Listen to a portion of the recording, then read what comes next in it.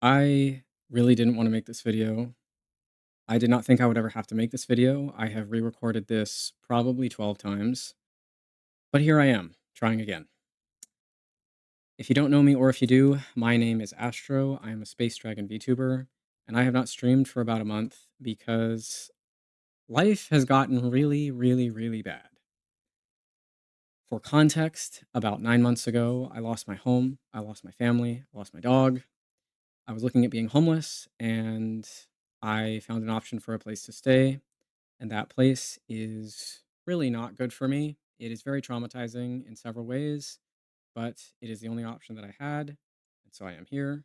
I've become a caretaker for several individuals in my life.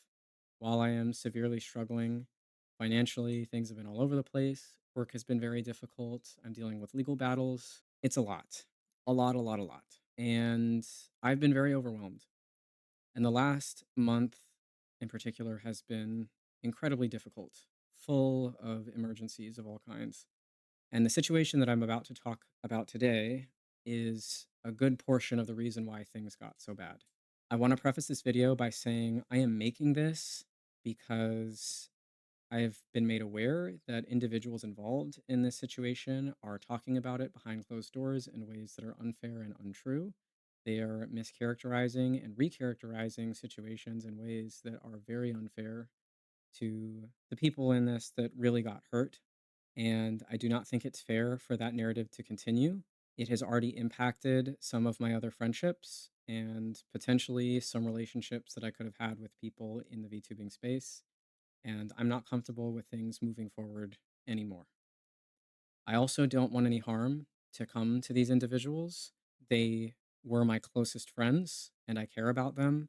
However, I am not okay with what they have done, with the lack of accountability being taken, and the fact that the victim and the offender have now been switched. I also want to let everybody know that I am really exhausted, very overwhelmed. I may not be perfectly coherent. I really don't have the energy to edit this very much. I'm going to do my best to show you everything as honestly and openly as I can.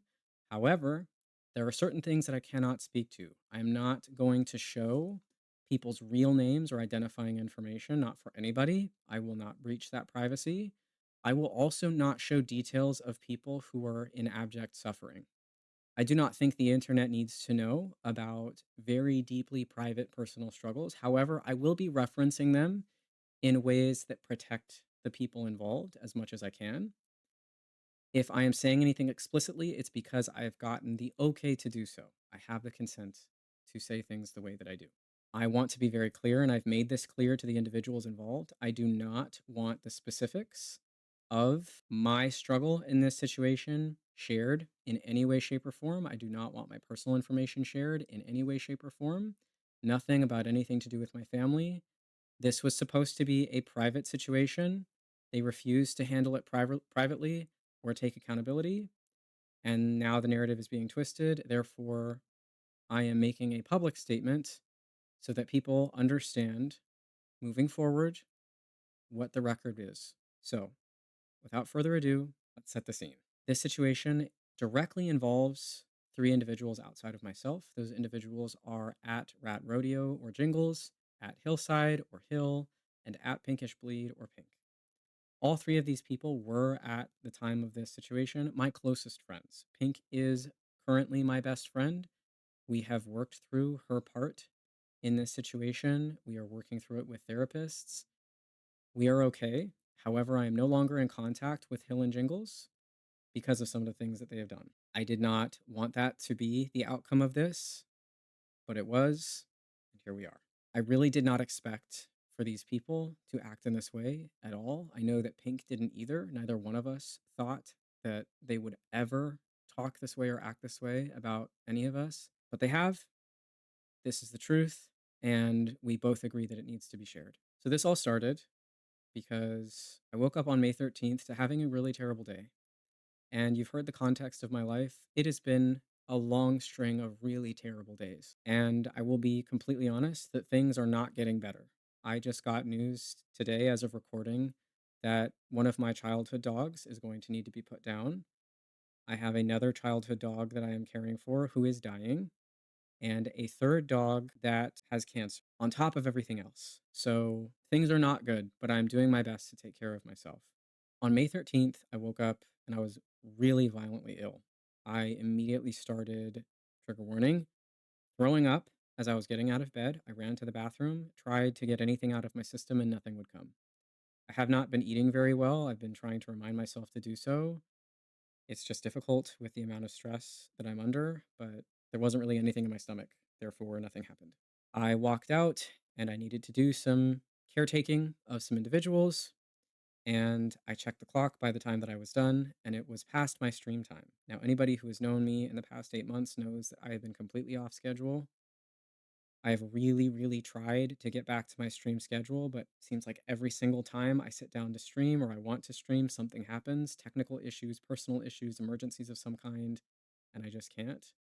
But I spent several hours over the weekend before May 13th going through every technical problem, making sure that on May 13th I would be able to stream normally as I would. So at about 1:30 p.m., I walked back to my PC setup and started opening all of my applications to start streaming. And again, I had spent hours just the days before making sure everything worked fine, and it had worked fine. When I opened everything up, everything was crashing, particularly OBS. And I know people will say, well, OBS crashes all the time. Again, just a couple of days before, it was working fine. I fully expected that things would work when I sat down, and they didn't. And after the morning that I had had, after the week, after the month, after the year that I have had, that was just the last straw. I then texted my closest friend, Pink, expressing that OBS had crashed and that I was overwhelmed and just tired and done. This was at about 2:30 p.m. after trying to troubleshoot the issue by myself. And Pink responded and was saying, supportive things, normal things, expressing exasperation and exhaustion along with me. I eventually just wanted to give up. I was exhausted. I expressed that numerous times. I stated that I was so tired of having to deal with issue upon issue upon issue. I just wanted something to go well. I just wanted somebody else to fix something for me instead of always having to be the person to fix things for myself and for others. I knew that that was unfair to ask of anybody and that what I wanted wasn't possible. And that was part of why I was just so exhausted. And I was really not okay. And I expressed that. Again, I do not want to go into the details, but just know I was really not okay. And Pink recognized that and cared and showed care and concern. And at some point throughout our exchange, messaged Jingles, at least Jingles, to explain that she did not think that she was equipped to help me by herself, that she was in work meetings and wanted somebody else to check in on me and make sure I was okay. Jingles initially reached out under that premise that they just cared and wanted to be there for me, and that was mostly fine. They did make some comments about how they could be there with my anger that were very confusing to me because I wasn't angry. I was exhausted. I expressed that to them. I was depressed. I was sad and I was overwhelmed, but I wasn't angry. And they had assumed that I was, which was one of many, many assumptions that were made in this process that were damaging. But I let it slide and we just talked back and forth for a little bit and I explained how I was feeling. And then at one point, Jingle sent me a message that kind of threw me off, but it wasn't a big enough deal that I said a whole lot about it at the time. But they said something along the lines of that I shouldn't be talking to somebody who's actively going through it right now. It was difficult for them to explain, and I should talk to them instead. That was odd because the only other person that I was talking to was Pink, and Pink was not expressing in any way, shape, or form that I couldn't talk to her, that she wasn't available. She was, in fact, offering to be on a call, to be there for me. So this was very confusing and strange. We're all adults in this situation, and we've talked about how as adults, we will express ourselves to each other directly. Jingles, Hill, Pink, and I were part of a friend group of about 6 people, including 2 others who I will keep anonymous because they're not directly involved, but they are somewhat involved and they're kind of private citizens. So it just feels like a breach. But we were all in a large friend group together. We had a private server and we communicated every day in it. We were very close friends. These individuals knew about my life circumstances. They had said on numerous occasions that they could not believe the amount of stress I was under, the amount of things that I had to deal with. They said that they were surprised that I wasn't a much more angry, violent, vicious, awful person in the wake of everything that I've gone through in the last 9 months. Expressed care and concern in other situations where I described it. So I would have expected they would have done the same on a day like May 13th. And unfortunately, it very quickly devolved into the very opposite. I went back and forth with Pink and with Jingles until about 4:30 p.m. on May 13th, and then I started to feel not right. My head started to swim, my body felt both light and heavy at the same time. I was really shaky, really out of breath. I felt very strange, and I felt like I was going to pass out. And I communicated to Jingles that I was halfway to passing out. And I got up from my desk, I made it to the bed, and I did indeed pass out uncontrollably at about 4:45 or so, and I didn't wake up until 10 p.m. that night. Now, for those that don't know me, I have a chronic sleep disorder. It's been diagnosed since I was 11, and I have been told very explicitly by my sleep specialist that I cannot take naps, so I do not take naps. I do not sleep during the day. I also get sleep paralysis a lot of the time when I sleep during the day, so I try to avoid it anyway. But I only sleep during the daytime when I am really unwell, and this was no exception. I have not ever taken a nap, although this wasn't a nap, but I haven't slept for that long during the daytime, save for one instance where I had a fever that put me in the emergency room. So I was really not well, and my body was reacting. I woke up and I saw four notifications on my phone. The first three were from Pink expressing concern and care. And then the fourth notification was a status update from Jingles on Discord stating, "You're being a huge dick." Now, I didn't want to assume that that status was aimed at me, but there was some gut feeling that I had that told me that it was. And it turns out I was right. It was about me. I didn't want to believe that, but I figured out very quickly that that is the truth. So I had this feeling that that was about me. I didn't like it. It was very hurtful. I woke up after expressing to people that I was really unwell. I felt very sick and I was very, very sad and mentally struggling. And I saw a status message that, for whatever reason, seemed like it was about me. And it was very hurtful. You don't call your friend a huge dick when they express to you that they're very struggling, or that they're really struggling. My my brain is a little bit overwhelmed. I've done this a lot of times over many days, and I'm not as coherent as I normally am. Anyway, I saw that status message, and I decided I didn't really want to talk to Jingles anymore. I was already a little bit uncomfortable with some of the other things that they had said, and then that status message just really turned me off. And I responded to Pink immediately and said that I just woke up and I felt really nauseous. She asked if I had anything to eat. I said no. She expressed care and said, "Let me know if you need anything." And I said something like, "I'm fine. I'll figure it out," or something like that. And then Pink left me on red for an hour. And again, my perspective is all these people know how much I have struggled. They have expressed how extreme my struggle is. They've been there in very big ways. There are things that these individuals have done that even in this moment, I will never forget that were beautifully meaningful. And I have expressed that to them in so many ways. However, the things that they did in this situation were incredibly harmful. And I am so shocked still that they treated me the way that they did. Um, They knew that I was struggling. I communicated to directly to Pink that I was struggling, and then Jingles became aware. And I sent a message prior to passing out in our group server stating that I was really overwhelmed and I wasn't okay. So everybody in our friend group knew. And then I pass out and I wake up to a public harmful status message from one of my closest friends, and the other person, my best friend, leaving me on red. That hurt. It was hurtful. I was really struggling and I got hurt by that. I think that's a rational feeling to have, a normal one, I guess. Jingles then sent me a voice note that I didn't listen to until the next day, part of it was expressing care about me, but the other part of it was blaming me. They said that the way that I talked to Pink was hurtful.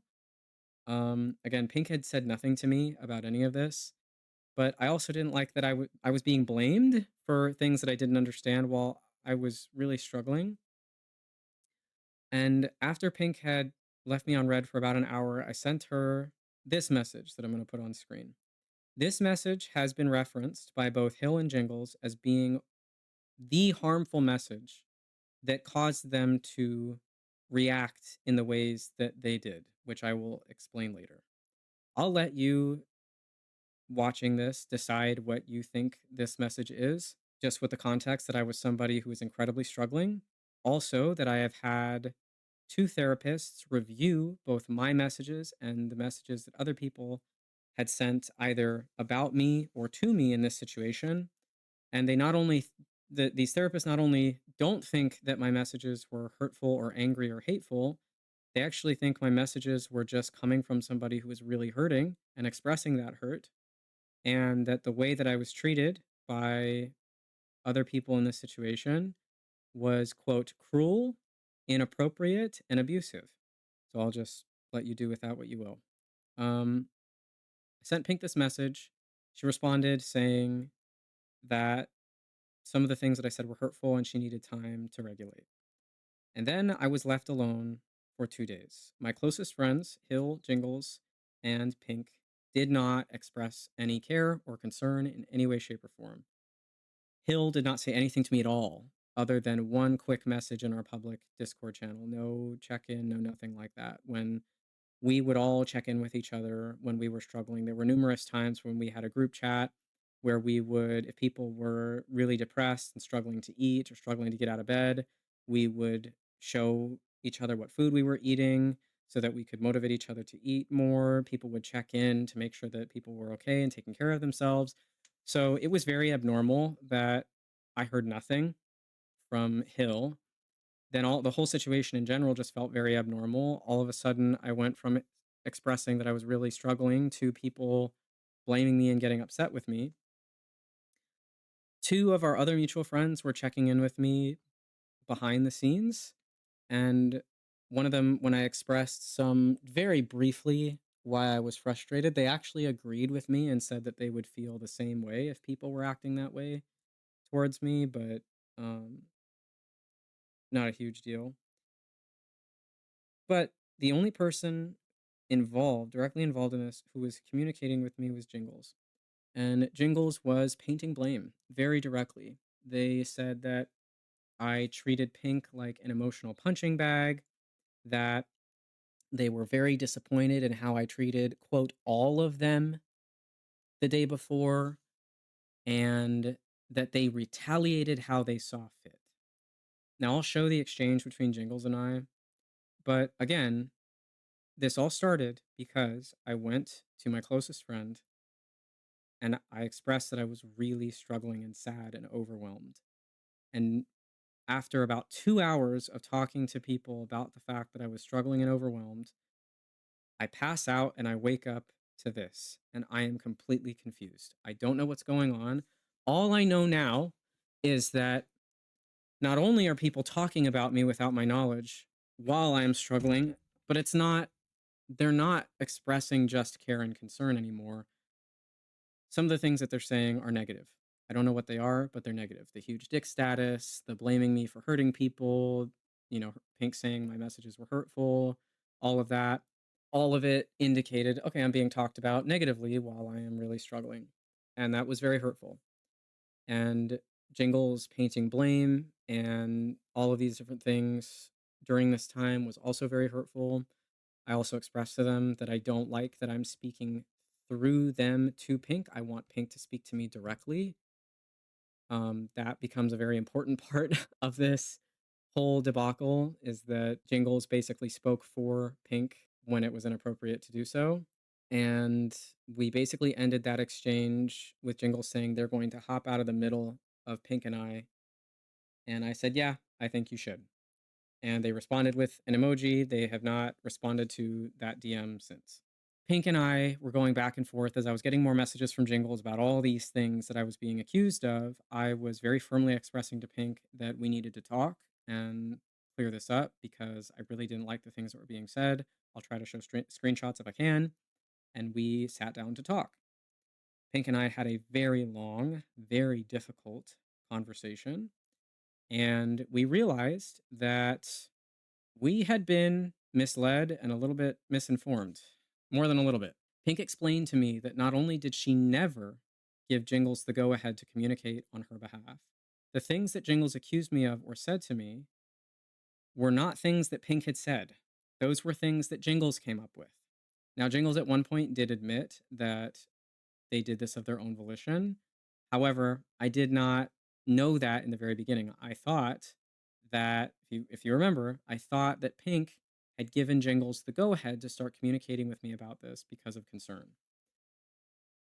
So Pink explained that the things that were said, she didn't want said, she didn't agree with, she didn't like, and she didn't want anybody speaking for her. And Pink then explained that what happened was she got concerned that she would not be able to take care of me or be there for me on her own. She was busy and she was overwhelmed. So she reached out to Hill and Jingles, two of our mutual closest friends, for support to try to help me as well. And initially, apparently, that conversation was very caring. I have since seen the group chat messages. I'm going to let you know the things that were said about me behind my back while I was struggling.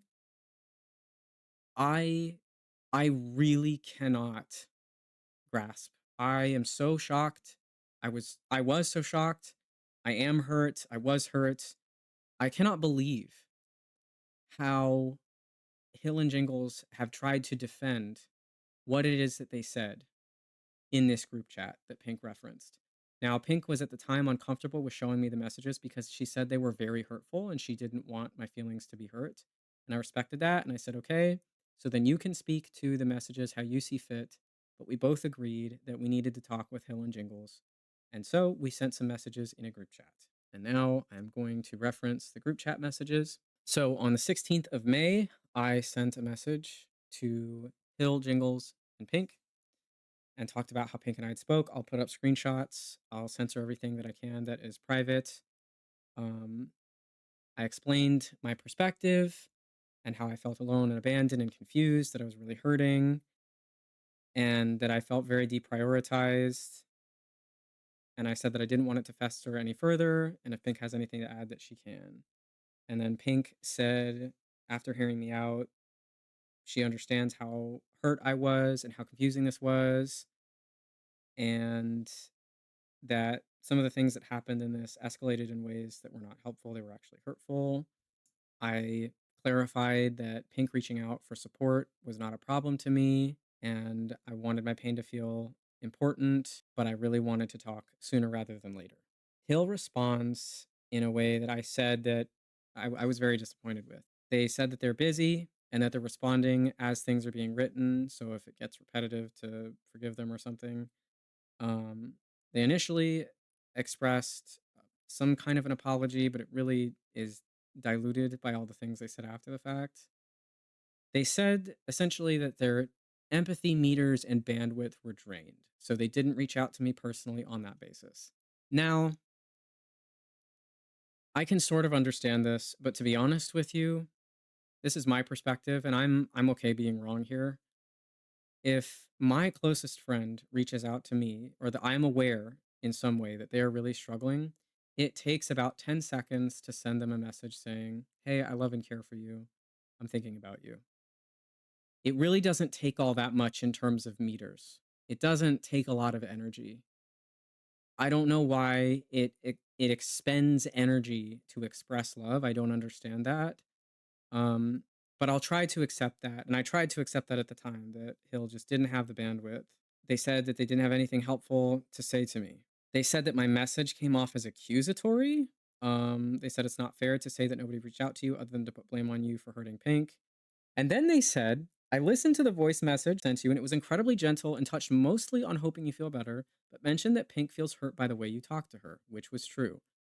So you just said that it was unfair and accusatory to say that nobody reached out to me other than to put blame on me for hurting Pink, and then explained that I was blamed for hurting Pink. So that doesn't, it's a little bit of a contradiction. The whole message wasn't blame, but it did include blame. Therefore, I was blamed. On top of that, and I expressed this to Hill privately, although they have not responded, that their perception of the message being gentle does not dictate how I receive the message. How they feel about it does not need to be how I feel about it. The message was not to them. They were not in my circumstance. They were not struggling in the way that I was.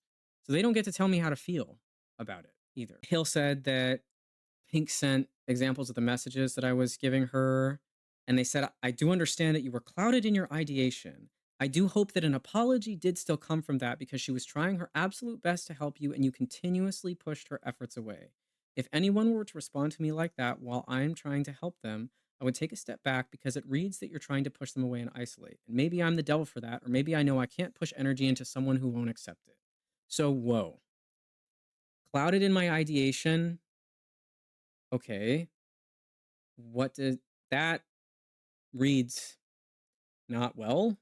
It's to me reads as very condescending and almost calling me delusional, although I could be taking that too personally. They focused on again the fact that I needed to apologize to Pink because she was trying and I was pushing efforts away. Again, there was not really a time where I said, I don't want you here or I don't want you to be there for me. I was venting to Pink about how I was feeling, and I shared some of those screenshot examples beforehand. Yes, when people are depressed, they may isolate. That is a sign that they are struggling. That's not something I feel is appropriate to blame me for. It just feels like in reading this message, I feel as though the fact that I was struggling so much was a problem. It became this giant problem. I completely understand why you felt abandoned in that moment, but I do hope that with a slightly clearer mind, again, Hill keeps talking about how my mind was clouded, that clouded in ideation, that I needed a clearer mind. And I want to make it known that through the whole duration of that conversation, I really hope he feels better. I love him and value him and care about him were frequently brought up over those hours. No. And I will show you what they said. Absolutely not. That is not what the conversation was. It may have briefly started that way, but it quickly devolved into something very, very different. Nobody had the tools to help you at that time. And I'm sorry for that because that sucks. But at the end of the day, all of us are human. So you didn't have the tools to help me, but you've helped Jingles through many crises before. We've all helped Pink through mental health crises before.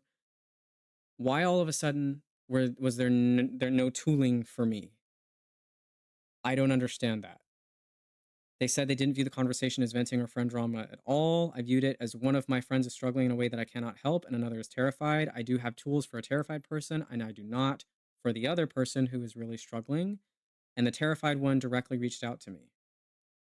And it led to the terrified person is now expressing hurt over responses from this person who was really struggling. And I have the tools to explain that sometimes depressed people try to push their closest people away subconsciously because depression loves isolation. Hey, whoa, we're losing the plot. Again, this started because I needed help. I needed support, and I went to my friends. Not at one point through this message so far is Hill saying, I'm really sorry you were struggling. This is all about how it's justifying that they were not there for me, that they said nothing to me. It's justifying the things that they said behind my back. It's literally saying, I did not have the bandwidth for you and your struggle, but I had the bandwidth for somebody else and their struggle, which again makes no sense. And I made this point later on that if you are lacking in energy and bandwidth and meters, what you decide to do with the remaining energy you have is a choice. And the fact that Hill chose to say the things that they did about me behind my back really says a lot. Again, I will get to the group chat messages, but at this point I had not seen them, so I want you to have the same continuity of the story that I did. They said they never perceived anything as shit talking or venting. just simply trying to help the person who I had the knowledge to help. Again, that is just not true. There was no, we should deal with him before we vent because, with all love in the world, because I do dearly love and care about you, we didn't know how to help you, and we were not venting. Pink herself said that this became venting. That word came from Pink. So Hill is now directly contradicting Pink, who has expressed that it was venting and it was not okay. I'm glad you apologized, and I hope that through rereading again with a clearer mind, you can understand how it was perceived, even if it's not what you meant. Accusations and assumptions weren't made outside of my personal experiences with this type of an episode. Nothing other than sometimes people with X do Y for Z. When I was X, I would Y without realizing it. So you just said accusations and assumptions were not made. And then you said, okay, but they were made. Let's, again, another contradiction, just small contradictions all over the place. Feels like you still feel like we were talking shit about you, and we were absolutely not. That is just so not true. I want to express once more that the conversation repeatedly came back to care and love for you. It wasn't gossip, it wasn't shit talk. It was trying to provide Pink with an explanation as well as validating her hurt and helping her navigate this in a way that doesn't cause herself to deteriorate and spiral further. Because it would be only worse to have two friends in a depressive episode. So you acknowledge then that both Pink and I were in a similar episode, right?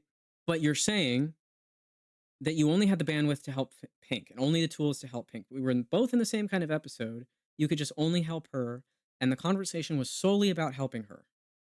When this all started, because I needed help, again, I was saying that it really hurt that the fact that I came to people saying I was struggling very quickly became about Pink. Nobody was asking if I was okay. Not even in this group chat did anybody ask anything like, are you okay? How are you feeling now? There is no place where any care or concern was given to the genesis of this whole thing, which was that I was struggling. So much bandwidth is being given to justifying actions and talking about Pink. Very, very little is being put on me, even though this started because I needed help. They said they did not witness anything shift perspective from me to Pink. They said what I witnessed during our conversation was helping Pink cope while we wondered what we could do to help you. And unfortunately, we were not able to come up with much of a conclusion for that second part as we didn't have the tools. I considered reaching out to you personally to extend my love to you, but I knew that my meters weren't high enough to manage a possible situation where you turned defensive or started to spiral. And I know myself, and if I don't have the juice in my meters and I'm met with that, I start to get blunt and snappy. And I know you and that you would not respond well to blunt and snappy. Yeah, Hill, because I was depressed and struggling. No one wants to be talked to that way when they're struggling. Are we just forgetting that part? And saying that I was possibly going to turn defensive again, just painting these accusations about what I might do or might not do. Why? They said that they were thinking about me, but they were focused on helping Pink, which again, it's if care is not expressed to the person, how are they supposed to know that they were cared about? Hill did not say anything to me expressing care or concern for this 48 hours following the day that I reached out. Jingles did not reach out expressing care and concern during those 48 hours. Pink did not reach out expressing care and concern. How am I supposed to care that you cared about me behind closed doors, which again, the things you said were not caring at all. They were very harmful and hurtful. But why is it supposed to matter to me at that point? How am I supposed to know that that's what you're doing if you don't say anything? And saying you don't have the energy to just tell me you care, but you have the energy to go back and forth for hours and days regarding the spiral that Pink was going through, but not the meters to be there for me or send me a message. It doesn't make any sense. And frankly, it reads like a cop-out, but that's my opinion. They said we did care about how you felt, and we still do. I don't really see that. I hope that you're able to find a med combination that helps the struggle simmer down while you can learn the therapeutic tools to help in moments of high stress, as well as make a game plan for yourself to help slowly eliminate these stressors. Losing my home is not something that I can eliminate. Losing my family is not something that I can eliminate. Legal battles are not things that I can eliminate. So this is all just, honestly, Pink and I spoke about this too, it's just TikTok therapy speak. This is not showing any empathy. You know how bad it was, Hill. Why? I can't just eliminate those stressors. I can't eliminate a dog dying. I can't eliminate family members dying. I can't eliminate any of these things. I expressed to them that I was disappointed in the response. The venting came from Pink directly. And then I referenced the messages that they said were examples of the hurtful things I said to Pink. And I said them directly. And I'll put those messages on screen. The first one and then the longer second one. Again, you've seen these already. You can come to your own conclusions about them. But two therapists have looked at this, and two therapists have also spoken both individually with Pink and I separately, and the two of us together about this situation. So I don't know. Do with that what you will. Hill then said they do hope things pan out differently, but again, there's not a lot of empathy for me in any of this. They said there's a part where we do not agree, and that's just what it is. If I was spiraling and said something that hurt my friend, and they told another friend I was being mean and even an asshole, I wouldn't be upset by that if that's how they felt in the moment, because it would give me something to reflect on and apologize for. So, if you're in the middle of a depressive episode, an extreme one with high stress and overwhelm, you're telling me that you would not only be fine if somebody came to you calling you an asshole, or in this case, a huge dick via a public Discord status, but you would be able to reflect. So, first of all, if we're talking about a spiral specifically, which is the term that Hill used, anybody who spirals in any way, you know that you are not in a rational state of mind. That is not a time where you are going to be able to sit back and reflect. The therapeutic response to getting out of a spiral is to get out of your head, to do something physical, right? To distress tolerant skills like holding an ice cube or splashing your face with cold water or doing something to break the pattern of thoughts. So saying to me that I should have been reflective when Jingles made a public Discord status calling me a huge dick, to me, is not only lacking in any kind of sympathy or empathy, it just honestly makes no sense in a very hurtful way. And it is completely ridiculous. But either way, regardless if people want to agree or disagree, what Hill would feel in a hypothetical situation does not get to dictate how I felt in a real situation. Once again, Hill is telling me that based on what they think is okay, I should feel the same way. And I'm allowed to feel differently.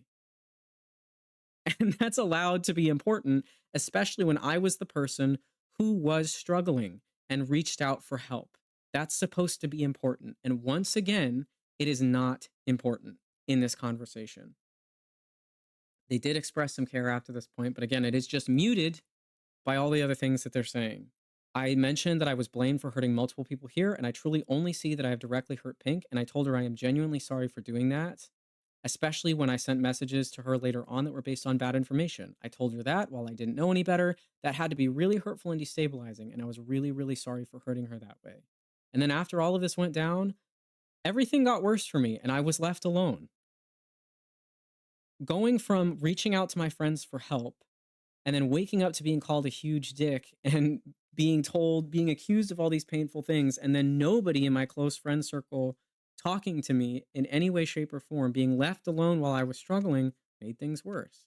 Hill said that they did not personally mention you hurting anyone but Pink, and they understand my frustration, and they cannot speak for Jingles. And then we got kind of to the point where Jingles really needed to step into the situation because Hill and I, there's not, at the time, I didn't know how much Hill was responsible for. So I kind of said, okay, I don't think there's much more that you can say.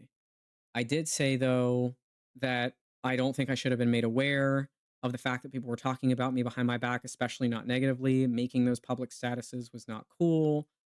People speaking on Pink's behalf was not cool. All these different things.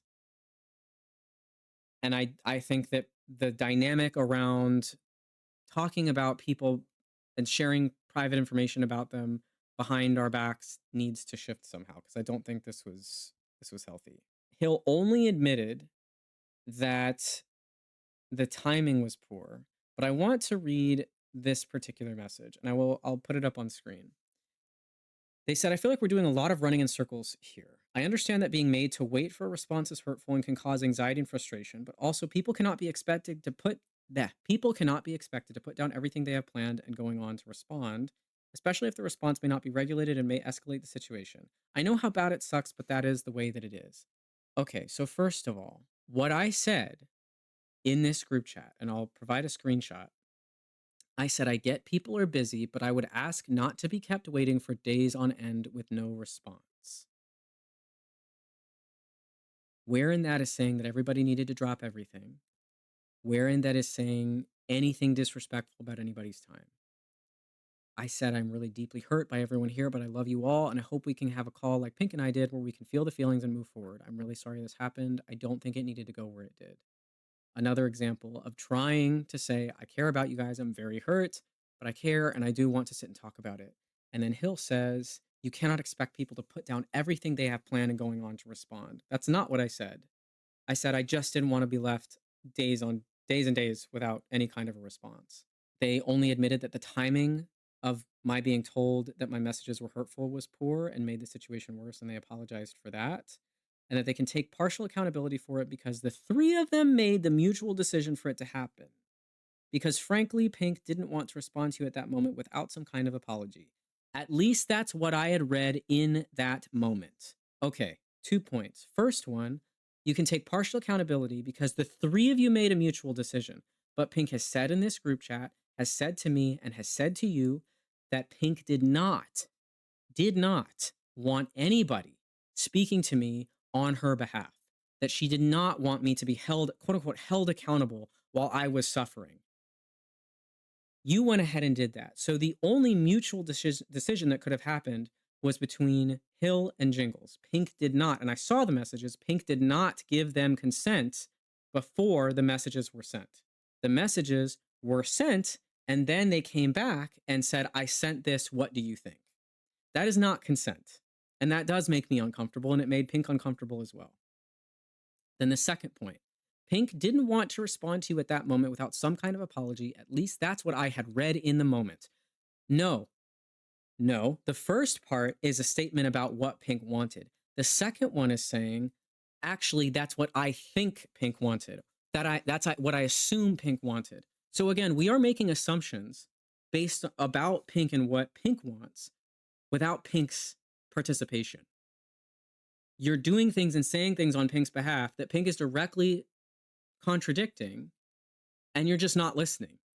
And it's weird. And I do have Pink's consent to talk about this on her behalf.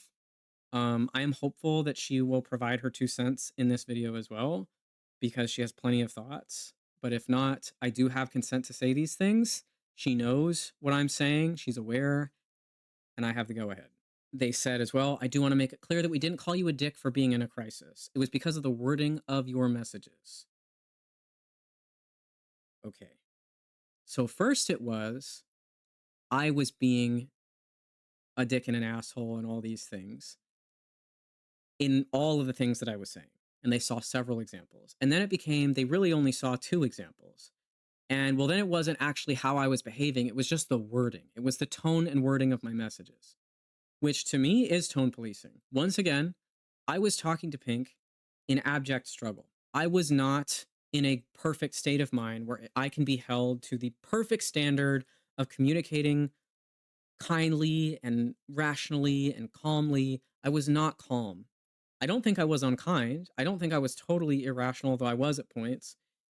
I was struggling, and I was showing that in what I was saying. And I think I'm allowed to feel that way. But now it's the wording of my messages is the reason why all of this happened. Really? None of you sat and said, hey, I don't think he means these things to be harmful. I think he's just really struggling. Where were my friends? Where were the people who said that they were my best friends, that we wanted to live on a commune together, that they wanted nothing more than to be there for me? Where were you to say, hey, I know him and I don't think he would talk to you that way. I know how much he cares about you. The wording of my messages, my tone was enough for you to vilify me and villainize me in a time where I was struggling? Would I reached out because I was struggling and needed help? Really? They said that they won't be available this weekend. and I understand that it feels shitty, and I'm sorry that sometimes things just feel shitty. Again, just very dismissive, a little bit condescending, but is what it is. And then they ended their message. They said they would appreciate DMs about anything regarding them moving forward, and we DM'd back and forth a little bit. It's not anything of consequence. They did express a little more care and apology, but again, it's just really diluted by all the other things that they said. And then Jingles responds on the same day, the 16th, saying they've read everything and they have a response written. I'll put up the screenshot. Then Pink responds the next day. And again, I will put the screenshot up and let you read it. It's a lot. Some of it I'll have to censor just because private information. I am censoring things throughout this because messages have private information in them. Don't go looking for information that isn't yours. This is a very sensitive situation that we're talking about, and I'm trying to be respectful of everybody involved. And Pink basically just expressed that she was increasingly getting upset at how I was treated and that I had been basically thrown by the wayside so that they could protect her. And then she said, "But I wasn't being protected. I didn't feel better. This wasn't helpful for me. This wasn't about protecting me anymore. It was about hurting him. And I'm not okay with that." And she then expressed some boundaries that she and I had talked about because we had gotten to have a conversation at this point, which we'd wanted to have with everybody, and we had had a conversation about how, moving forward, if things are to move forward, we want there to be boundaries about communication, and we wanted things to move forward. These are our closest friends, right? These were people that had done really meaningful things and that we'd made plans together. We wanted the friendship to continue, but the way they were doubling down, I don't know, it started to put a sour taste in my mouth. And then Jingles responds, and Jingles sent a very, very, very long message that frankly made their part a lot worse. And after reading their message, I was given access to the group chat between the three of them. And when I tell you that the things that they said were abysmal, they were not caring. They were not concerned about me at all. They were directly harmful. When I say that everything that they have said in this group chat to defend what they have said is a lie, I mean it. And I will get to Jingle's part and then finally the messages themselves in just a moment.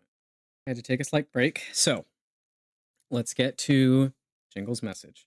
Now, their message is broken into two parts, and one of the parts has several parts in and of itself. It's very, very long. Um, I may end up just putting these in a drive and copying the text and removing things that are private because these messages are just so long. I don't think they would fit in screenshots.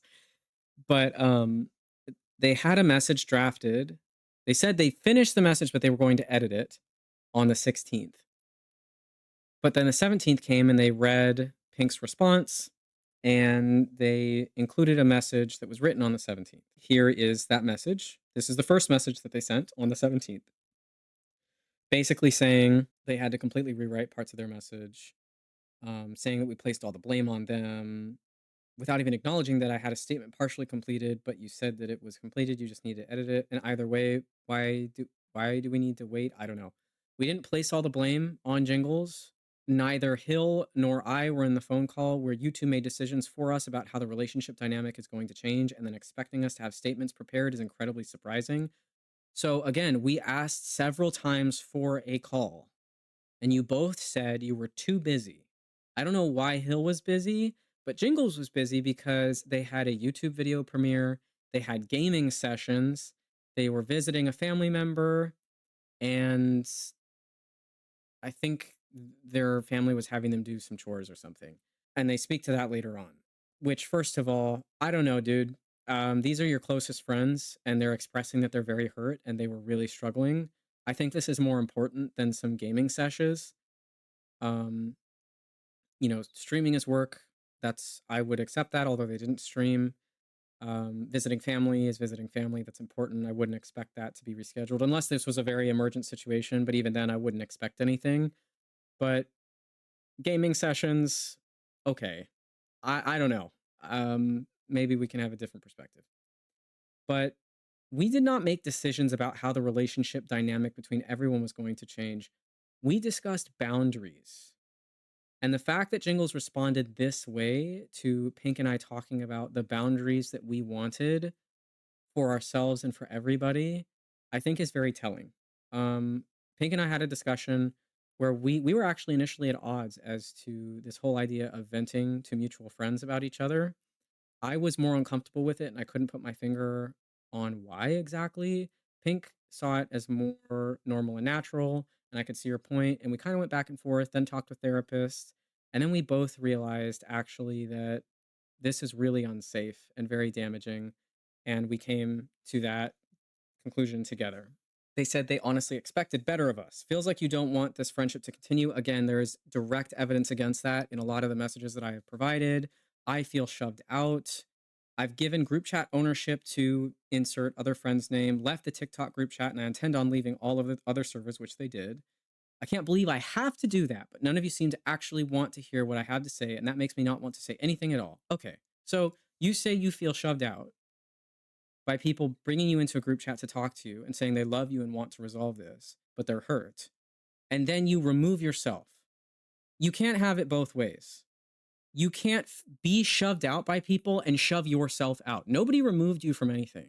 In fact, Pink and I very explicitly said we wanted to talk, we wanted to resolve this, we wanted the friendship to continue, but we were really hurt and confused. So you can't say both things. That is completely not only unfair, but just, in my opinion, manipulative. I know that's a strong word. And again, this is somebody that I care about, and I hate that I have to say this about Jingles, but you're reading what I'm reading.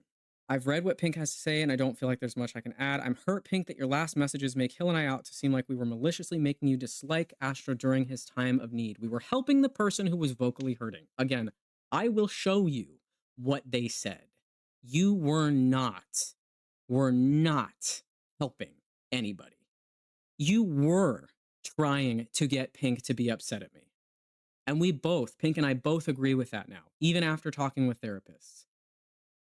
Both Hill and Jingles ratcheted up Pink's emotional spiral to the point where Pink was completely dysregulated and thought things that once she came out of the spiral, she said, "Oh my God, I cannot believe I let people push me this way." Pink was very upset and took too much accountability in a lot of this. And I've talked with her about that as well. And again, as I said, Pink and I have had many conversations. We're okay. She is still my best friend. We're moving forward. It's all right. But we're both very hurt and destabilized by this. But then helping the person who was vocally hurting. I was vocally hurting. I was talking to Pink. I was talking to Jingles. I left a message in the group server after talking to Pink and Jingles. All of you knew that I was struggling. How was I not? I was not being vocal enough. How did I need to be more vocal to get support then? So was it that you didn't have the tools or the energy, or was it that I wasn't being loud enough about it? But then if I was being louder about it, would you have said I was being too loud about it? Right? I don't know. The goalpost keeps changing. The reasons keep changing. It doesn't make sense. And I think there's a reason why. And then they sent their original statement and said, "I'm incredibly disappointed as I really enjoyed this friendship, but I feel like I've been pushed out of it without even knowing." You have not. We said very explicitly we wanted to talk to you. We wanted to get to the bottom of it, that we still wanted to be friends, but we're very hurt. But again, is what it is. And then Jingles posts their original response. They said they were very busy with a video launch, visiting their grandmother, multiple streams and gaming sessions, and an in-person hangout with D&D friends. Now, the streams didn't happen. Gaming sessions, I don't really know if that's more important than your closest friends telling you all of these things, but okay. Video launch, again, I have my opinions, is what it is. Visiting family is different, of course, than in person things. Yeah, I can understand. But I do think that this was important, and it does feel like they did not feel like this was important, which is kind of a moral in this story. Time of writing this, because of this barrage of messages, some of these planned events were canceled. Okay, now it's painting blame and a barrage, right? This is very negative connotation. In my opinion, decisions have been made regarding the intent of everyone, including me, during this conversation. So I'm trying to come at this not with the intent to change minds, but to speak up for myself and end the part of the conversation that is in regards to me. Okay, so you're speaking up for yourself and ending the conversation. but you're not trying to change any minds. So, what I've asked for explicitly in this group chat so far is I wanted a direct apology, and I wanted an acknowledgement of my hurt in the situation, which was really not the focus of this conversation. Even if at points people said, "I'm sorry if you feel that way," or "I'm sorry that you feel that way," which I think a lot of us know is language that doesn't really take accountability or show care. The care for me really doesn't come across in any of this, and I explained that. So this is what Jingles is saying is essentially they're not going to do what Pink and I wanted, which is, can you just apologize and own up to what you said that was hurtful? Instead, they're going to speak up for themselves and end the conversation regarding them. Okay, so then we move forward. In reading all these messages, I've come to my own conclusions. Yes, that's part of the problem. Those being that Astra wants an apology for the Discord statuses, i.e., me saying you're being a huge dick and I can't help you if you don't communicate or something to that degree. That degree, they actually said I can't help you if you don't want to be helped with the wilting rose emoji, which again we all know is a meme emoji. It's just not taking this very seriously at all. And these are public Discord statuses that are vague posting about me. I think there's a better way to handle the situation than doing that. But is what it is. Astra wishes that we had provided more support in the day of / days following the initial messages, and that Astra is hurt that during his time of need we flocked to Pink to comfort them, but not the same to him. I think that a lot of this could have been communicated at the time of the feelings and in DMs, but I understand that a group chat was made to keep everyone from sending screenshots that may miss context. I did. Again, I will provide screenshots. I did express these things at the time in DMs. So what do you mean? We made this group chat because none of what we were doing at up to this point was being received. Nobody was having the conversation that they all said that they wanted to have. And then they're saying, well, we apparently shoved Jingles out when we said repeatedly that we wanted to talk and repair. So again, very contradictory statements and things that are not accurate to what happened. They're not true. They apologized that they wrote Discord statuses that were petty and hurtful. And then they said, I'm sorry. And then they went on and tried to justify it. At the time, I was incredibly frustrated that after you woke up, you texted a response to Pink, but hadn't even let me know you had looked at the voice note I had sent you. I hadn't at that point because I saw the status. Okay, so you made petty Discord statuses because I didn't respond to you. I didn't let you know that I had listened to a voice note and I responded to Pink instead. Okay. Do with that information what you will. In the responses to Pink that night, I felt like your verbiage was hurtful just to be hurtful, and I felt like I had wasted my time in reaching out to you at all. I want to read that again. I felt like I had wasted my time in reaching out to you at all. So I was struggling. I reached out to my close friend. That friend reached out to other close friends. And one of those close friends, Jingles, reached out to me because I was struggling really, really badly. And they know how bad it was. And because I did not respond quickly enough, they felt as though they had wasted their time. Now I'm reading messages off of a laptop, and I'm going to look directly to my camera right now. So this feels a little more personal. I want to make it very clear, and I don't think there's a lot of room for argument here, but maybe there is. There is never a time where reaching out to somebody who is struggling is a waste of your time. Never. When somebody is alone and struggling and afraid and scared and sad and overwhelmed, reaching out to them is the responsible, caring thing to do. And you should do it without expecting anything in return. The fact that somebody would say to me that they wasted their time reaching out to me because I did not respond fast enough after they called me a huge dick via a Discord status and were saying terrible things about me behind my back. Wow. That when I first read that, I felt physical pain in my chest and I cried. Um, that is so incredibly hurtful. I hope that comes across. Moving on. That is partially because I was hurt at the pattern I'd seen in your behavior where you made yourself very available to Pink and would leave me undelivered or read, it doesn't matter, for sometimes 6 to 8 hours. I shouldn't have taken that out on you. It should have been addressed when I first noticed the behavior, but I didn't at any point want to make it about me. That's my bad. Okay.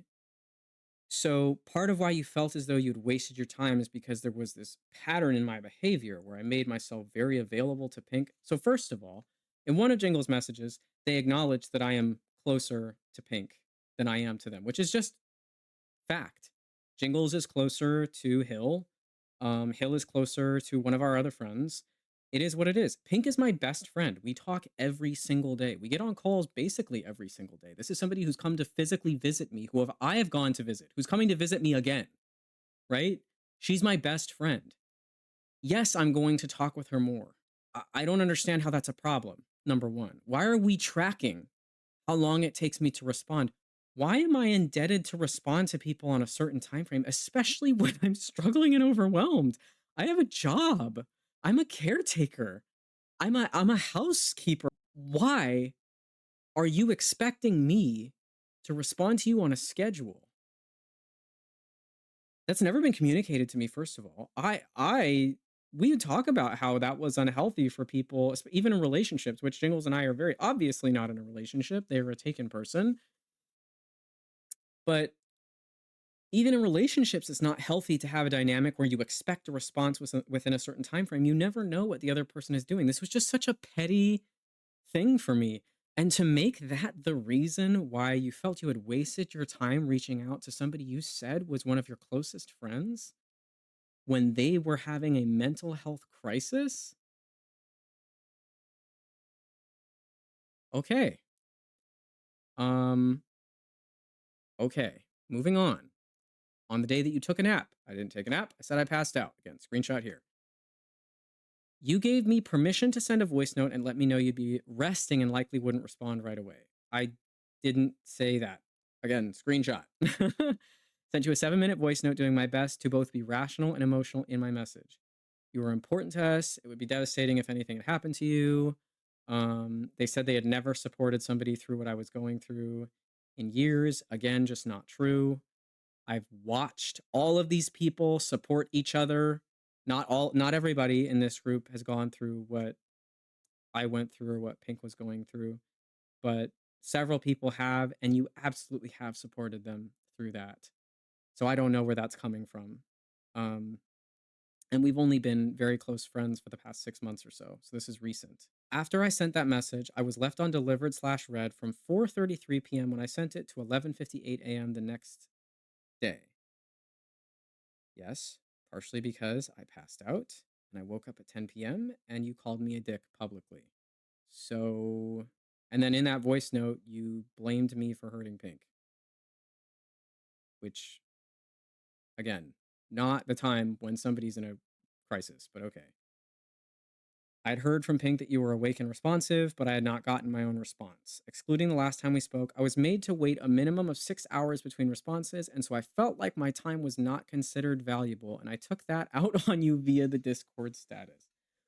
Wow. So I have to respond to a certain schedule. Otherwise, I'm not valuing Jingle's time.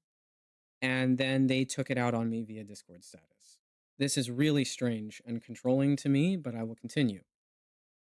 I would like to reiterate that you're kind of being a dick right now, which is not exactly what was said, but anyway, was not because you were actively in a crisis. It's because I felt the way you were speaking to Pink was not appropriate. I would have felt that way if their partner or anyone else had been talking to someone I loved that way. I do regret it now and wish that I could go back in time and undo that decision I made, but if I could, we wouldn't be here in the first place. So again, Pink has said several times that the way that I talked to Pink at the time, she thought was one way, but she was in the middle of an OCD spiral. Now, after looking at the messages again, individually, numerous times, and with a therapist and with me, and with my therapist and with her therapist, and together, she sees differently. That her own therapist said that what I said was not inappropriate. They were the words of somebody who was struggling. That I was not angry, that I was not hateful. So why are we doubling down continuously on this framing that the way I was talking to Pink was hurtful because of my tone or because of my wording, not the messages themselves, just my tone, which again, you're reading through text messages. And I also want to be clear here. I don't know if this is a factor. I am diagnosed with autism. I believe several other people here are diagnosed with autism or they believe they have autism. So by tone is already a confusing enough concept for me. And we talked about tone over text before. It's why we explicitly said we wanted to have a call because it was so much harder to read facial expressions and tonality through text. Jingles and I had talked about this a lot, especially as two people. I believe we were both diagnosed with autism and how helpful it is. So there's that piece. The fact this none of this is consistent or making sense. But again, what Jingles would have done in a hypothetical situation with somebody else does not dictate what I get to feel or do or say in a real situation that's affecting me. They said they're genuinely very sorry again, but it's buttressed. So they'll say, I'm sorry, and then follow it up with all kinds of justification and hurtful messages that just don't make the sorry land at all. In my opinion, and maybe I'm wrong for that. I could very well be. Maybe I should be reading more into that, but it, for me, does not read as genuine. I really hope that you believe I'm sorry on all counts because it's important that you take me for my word. I'm trying to. At no point in these messages am I aiming to further hurt feelings, dredge up new issues to discuss, or harp on any of you to the point that your feelings are hurt. Okay, but you did dredge up new issues to discuss. This is the same thing that Hill was doing, where they would say this is not about that, but then it is about that immediately afterwards. I'm not doing this, but I just did that. I don't understand what that's called, but there's something there that's bothering me. I don't have the verbiage for it. Maybe post editing me will look into it a little more, but it's bothering me and it bothered me then. They wish that they had provided more direct support to me. They agreed that they spent a lot of time worrying about how Pink was feeling because of the echo chamber we were all operating in, one where Pink was here and reaching out to us and where Astro was communicating to Pink, but not Hill or Jingles. So we were only reacting to what we were hearing and experiencing. This is not to place blame. Okay, so first of all, I was talking to you, Jingles. I was also talking to Pink. I didn't even know that Hill was involved. I didn't find out until Pink and I were in that call, and Pink said that Hill was also in the group chat that you guys had because Hill had said nothing to me. So yeah, I'm not going to go talk to them. I didn't even know they were involved. How am I supposed to know that? They said they want to explain their headspace because a lot has been said around them, but not including them, and I aim to hit all my bases in one message. They thought at the time they had done their due diligence in providing comfort with what they were given, but I should have checked in on you more. I failed everyone in that way. Due diligence? Dude, I don't know. Is there an end date to when I'm allowed to be depressed? Do I stop? Does depression have an hour and then that's the end of due diligence? I don't know. I don't have an expectation. Well, actually, I do. And this is sort of it's a discussion that Pink and I have had, but I've also had in therapy. If somebody's your friend, but especially your close friend, your best friend, I think it's healthy to have the expectation that they are there for you in some way. Now, you can't expect them to be there for you all the time or at the drop of the hat or for any reason whatsoever. But expecting them to care about you and be there for you, that's part of friendship. I think the quote that I'm looking for here is everybody wants a village, but nobody wants to be a villager. Sometimes being a friend means being uncomfortable, means putting in effort, extra effort where you didn't need to in the first place. Means being a little extra tired, staying up late because your friend is really sad and wants somebody to be there for them. Sometimes being a friend is driving over when they're really struggling and saying I'm going to be here for you. Sometimes it's buying them food. Sometimes it's making phone calls for them. Sometimes that is being a friend. Being a friend is not all about ease. Caring about and loving people is hard and it's a choice.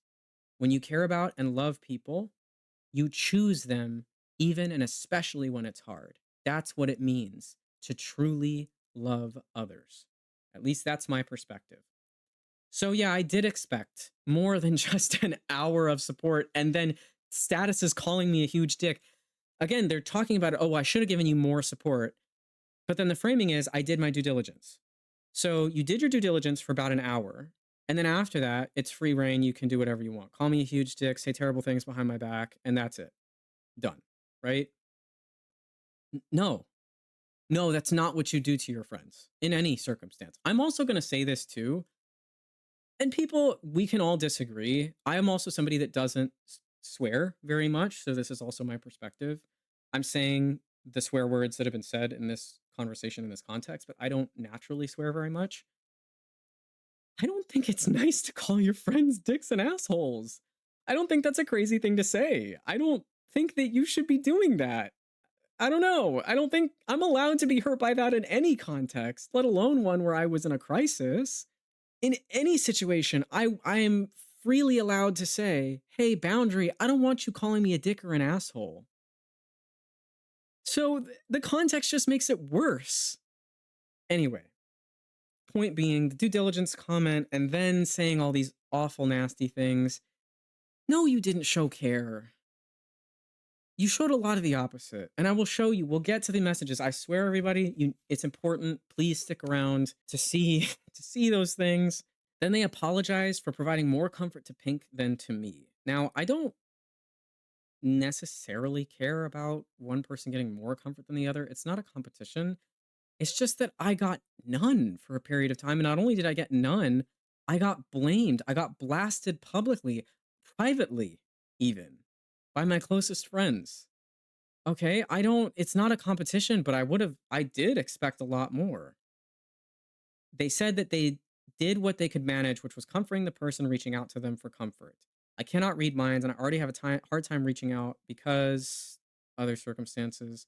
Pink was texting me, so I texted back. Astro at the time was not, so I did not in return.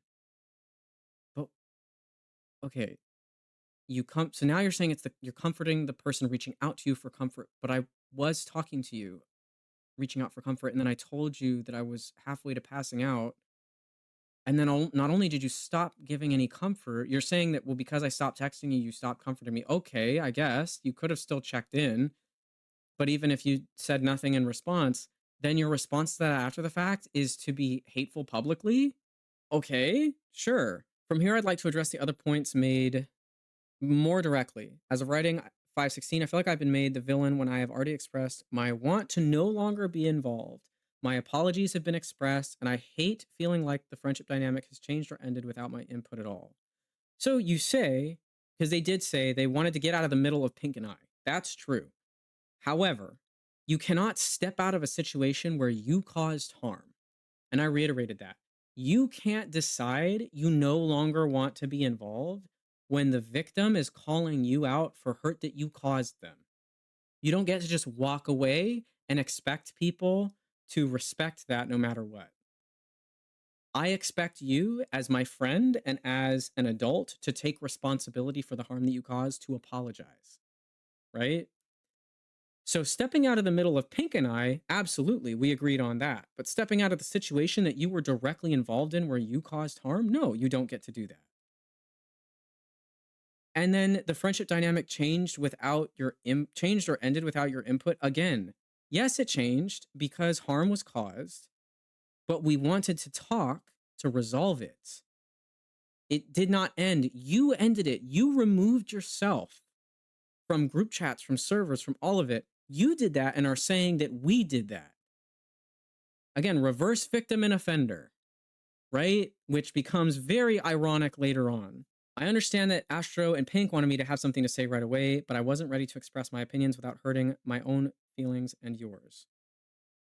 I did not say right away, nor did Pink. I said, just don't leave me hanging for days without a response. That's all. You can say, hey, I've read this, which you did, and say, I'm not ready to respond yet. Okay. I did not say you need to drop everything like Hill said. It did not say you needed to respond immediately like Jingles said. I don't understand where that's coming from.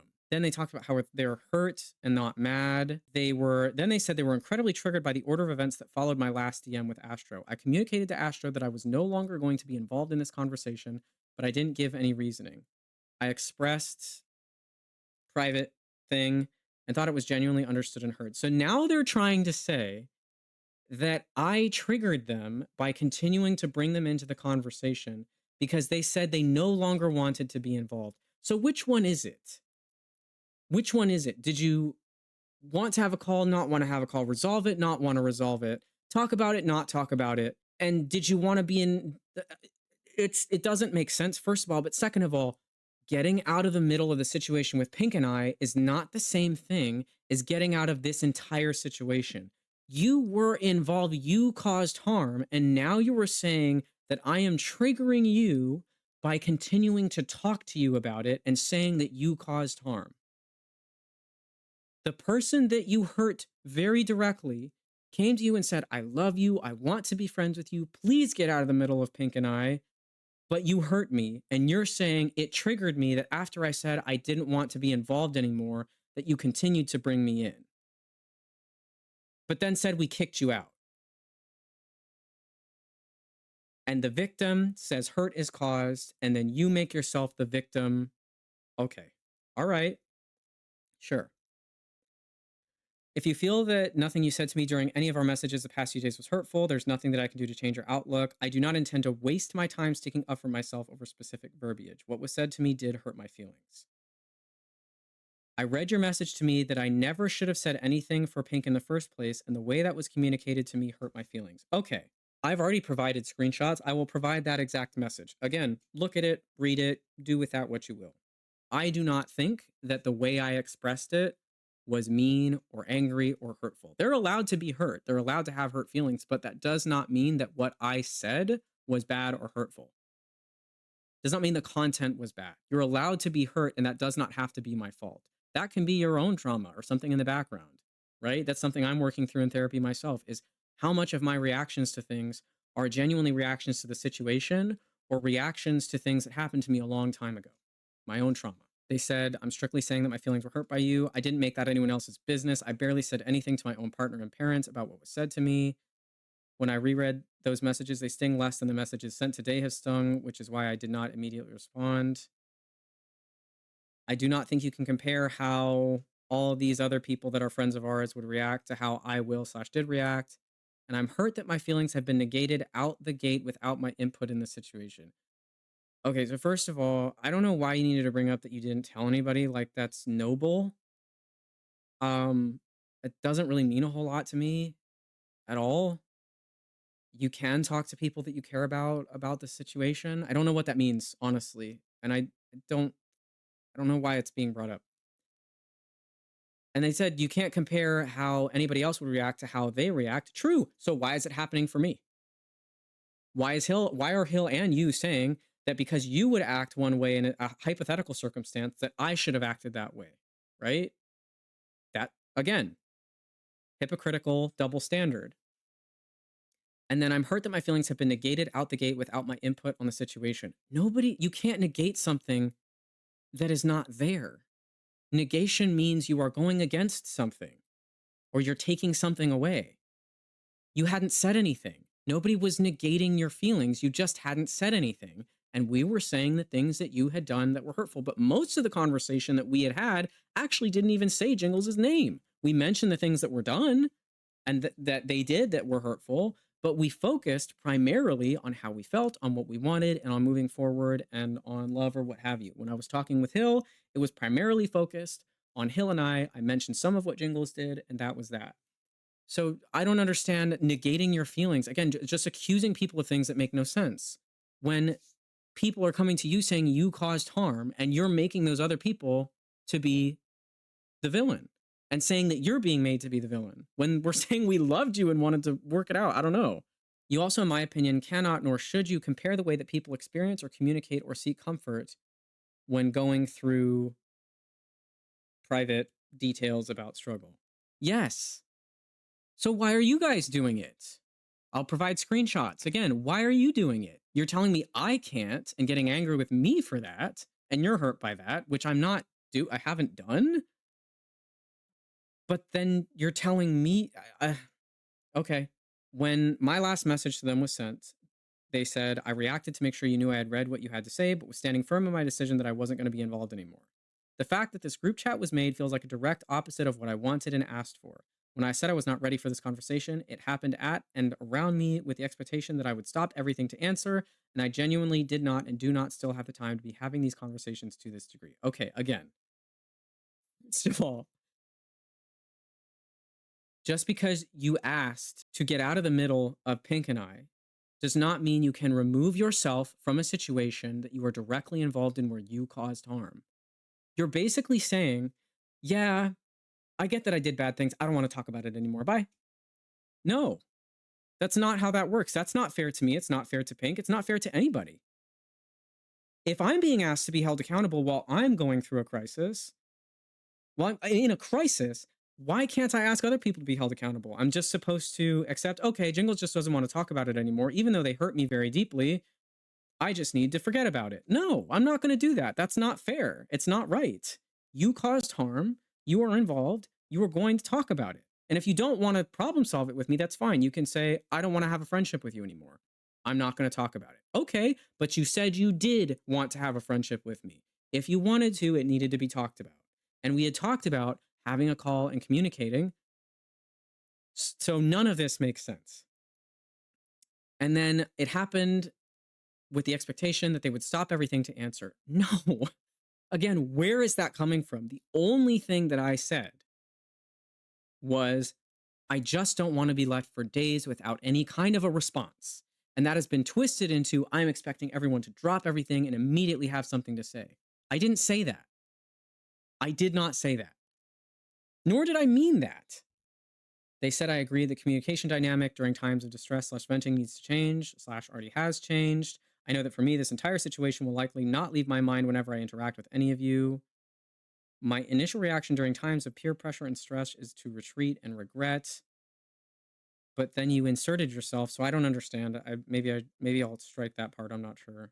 I have a lot of guilt, self-hatred, and anger right now, and so I do not really have the bandwidth to get into a call with any of you. I've already left the server. They're reiterating. And then they said, in their opinion, the reason that no one else has had the quote, we don't have the spoon/tools for this conversation hasn't been brought up is because this is the first time everyone was sent into fight or flight during an active crisis.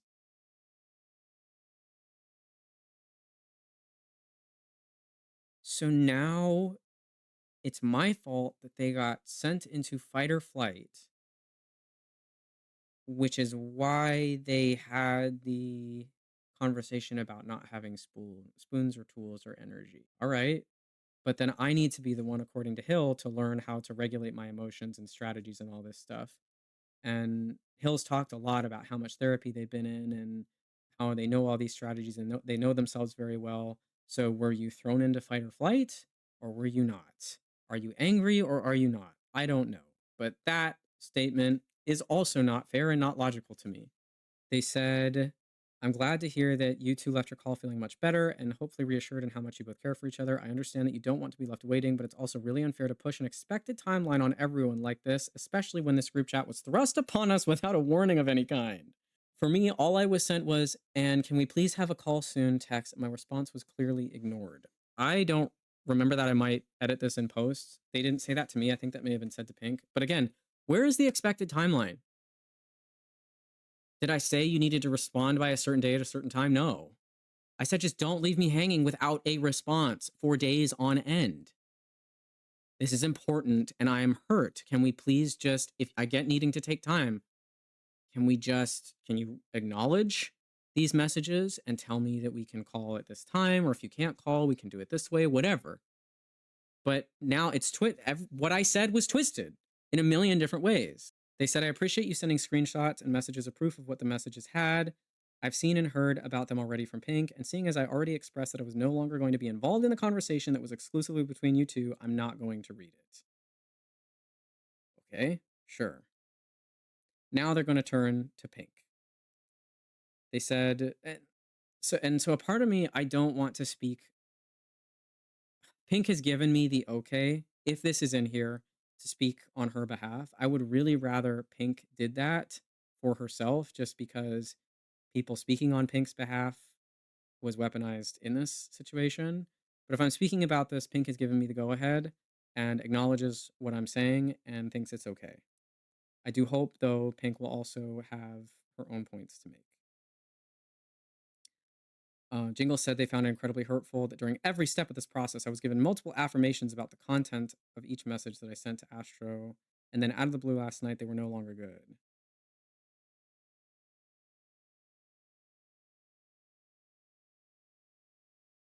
Yeah, I'm gonna strike this. I don't feel comfortable responding to this by myself. I'm gonna see if Pink will, or I can just not talk about it.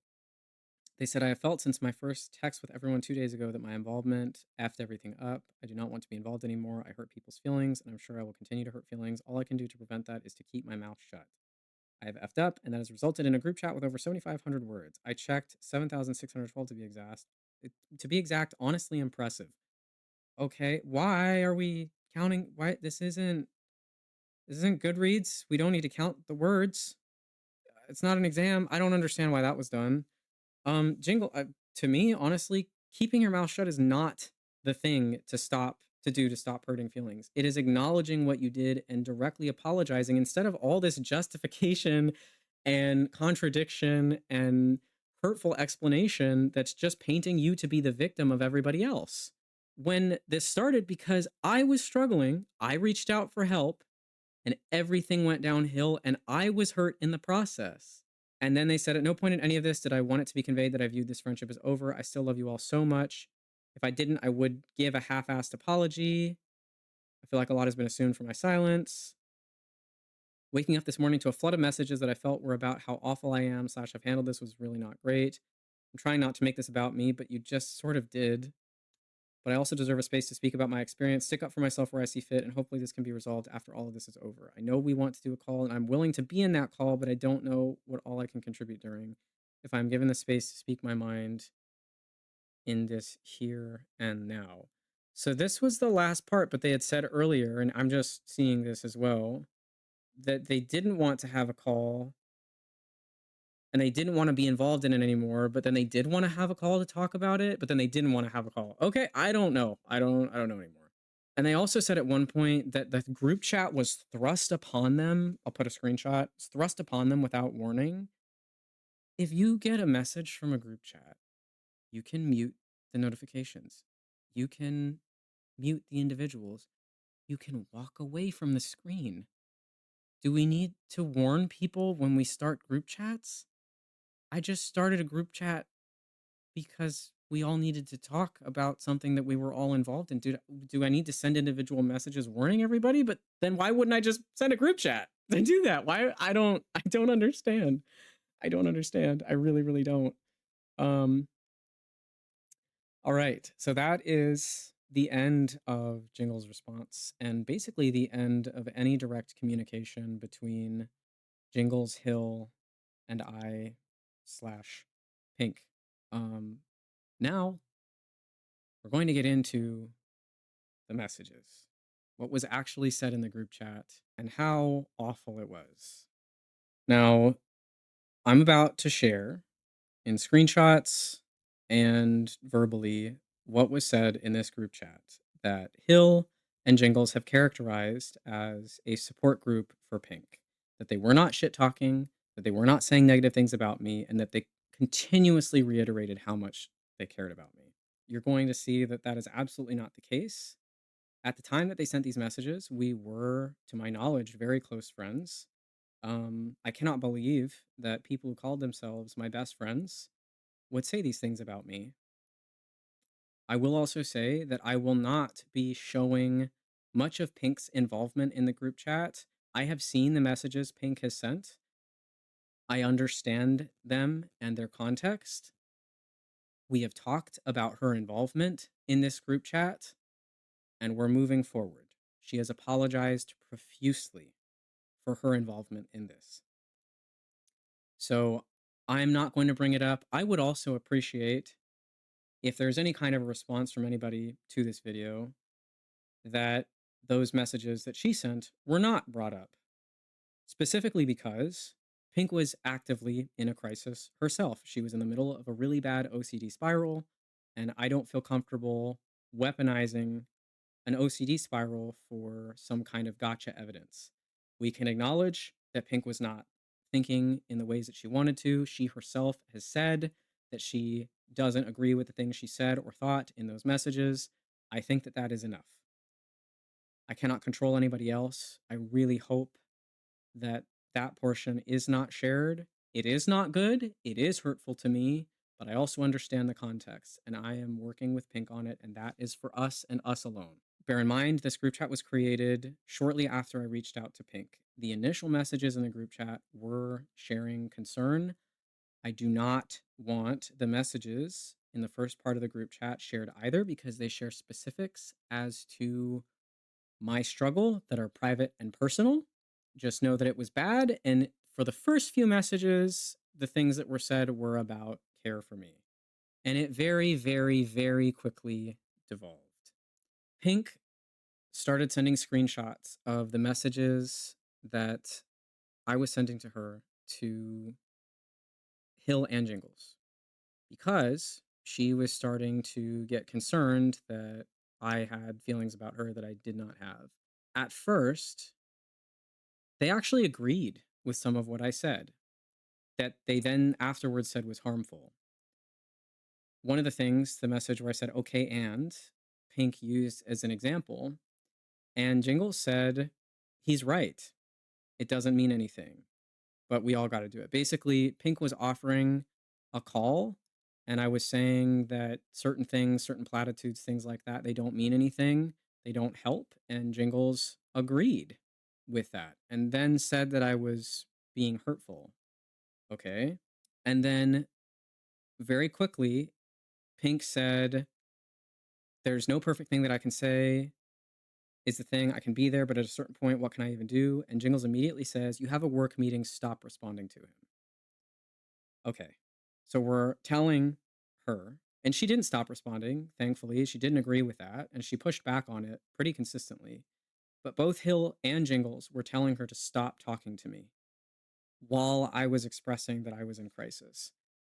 And even Pink herself, even in this moment, said, I don't want to do that. I don't like that. Then Jingle sends a voice message that I'm not a part of this group chat. I never was. I can't get the actual recording, but I did hear it. They said a couple of things. First one, calling me a twink from a city that I don't live in. The phrase was twink from city, that he's not special. We may see him as special, but he's not special and his struggle isn't special. And that one of my options is to just die. And that was pretty much immediately after Pink started the group chat. It was very shortly. These messages were sent. They sent that voice note at 4:14. I can share the screenshot. You can see how close this was to when I started talking to Pink and all of it. They almost immediately started calling me names and being very callous. I don't even know where to begin with showing you all the rest of this. They started saying that I was being cruel to her. And then they started talking about how, oh, part of Jingle's voice note was as well saying that I was putting wifely duties on Pink to deal with me, or, deal with emotional labor. I'll put in a screenshot of that message. Okay, so I'm not allowed to go to my best friend when I'm struggling, when we've all done that for each other and she's done that with me. And then they tried to say, it's not your job to be there for him every time he's struggling. And Pink says, but I do the same. I just don't talk about it as much. I have been there for Pink many times. We've all been there for each other. And if Pink wants to be there, which is what she expressed in the beginning, I want to be there for him, I just don't know how. Why are we trying to make Pink not be there for me? Why are we trying to paint it as wifely duties as inappropriate for your best friend to want to be there for your other best friend? I wasn't asking Pink to do anything. I wasn't saying that it was Pink's fault. I wasn't saying anything mean to Pink. They tried to characterize it that way. I just was talking to Pink about how I was frustrated, exasperated, tired, overwhelmed, all of it. She didn't know what to say. She went to people to try to figure out what to say, and this is their response: leave him alone. And I put a huge emotional load on her by being because she's been my rock when I'm struggling. And then Pink responds and says, "But he's also my rock when I'm struggling." I'll try to put in more screenshots of them saying, "Leave him alone." They started saying, "Leave him be, don't engage. He won't have anything to grab on to sabotage. Just got to give him space and focus on yourself. I know it's hard not to worry about him, but at the end of the day, he's a grown adult man. He can figure it out. He's being an idiot because of a non existent threat. I think he's manic right now." Then they started talking about, they were ratcheting up so much. They started talking about how I didn't want to be Pink's friend anymore, which I never said in any message at all. And Pink was worried about that. And Jingle's response is, "It is what it is. Like I said before, we can't make him do anything. We can't make him want to live or be our friends, etc. He has to make those decisions for himself. No skin off our backs. Don't jump to conclusions unless you want the friendship to be over. I think it's important to hold reservations until he makes the choice. But yeah, if he decides he doesn't want to be close with us anymore, oh well, the trash took itself out." This was sent at 2:44 p.m. on the 14th, the day after I said that I was struggling and in crisis. And you're saying the trash took itself out, that I'm manic, I'm being an idiot, that I'm sabotaging, that I'm putting burdens on people, that um I'm being cruel. And Pink was trying to say that I had been there for her just the day before and that I've been there for her a lot. Hill said, "We're all suffering in different ways. It doesn't give us the right to be an asshole. When I'm struggling bad and I know I won't respond well to people, I tell the group," I'll put the screenshot there. Again, calling me an asshole. And then they said, "Yes, he's going through a lot, but he's not enslaved. His house didn't burn down. He isn't homeless and he isn't having a city bombed. Like, yes, he's struggling, but he's acting like the whole world is ending and like we haven't helped him figure out the steps he needs to take to make some progress. Some people are in situations that can't be helped. We have been taking action to help him for months." So again, were we using the starving children in X country excuse because my city isn't being bombed and I'm just acting like my world is ending? I lost my home. I was sleeping in my car until I found a place to stay, and the place that I'm staying is awful. And Hill, you've even said that. You and Jingles and all of our friends and Pink have said it's awful and you wanted me to get out of there. You've talked about how traumatizing this is.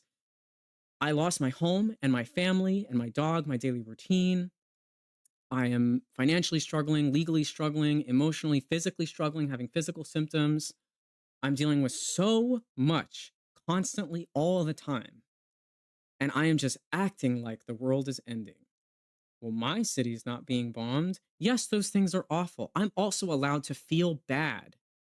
Seriously? And then, well, we've given him steps to make progress.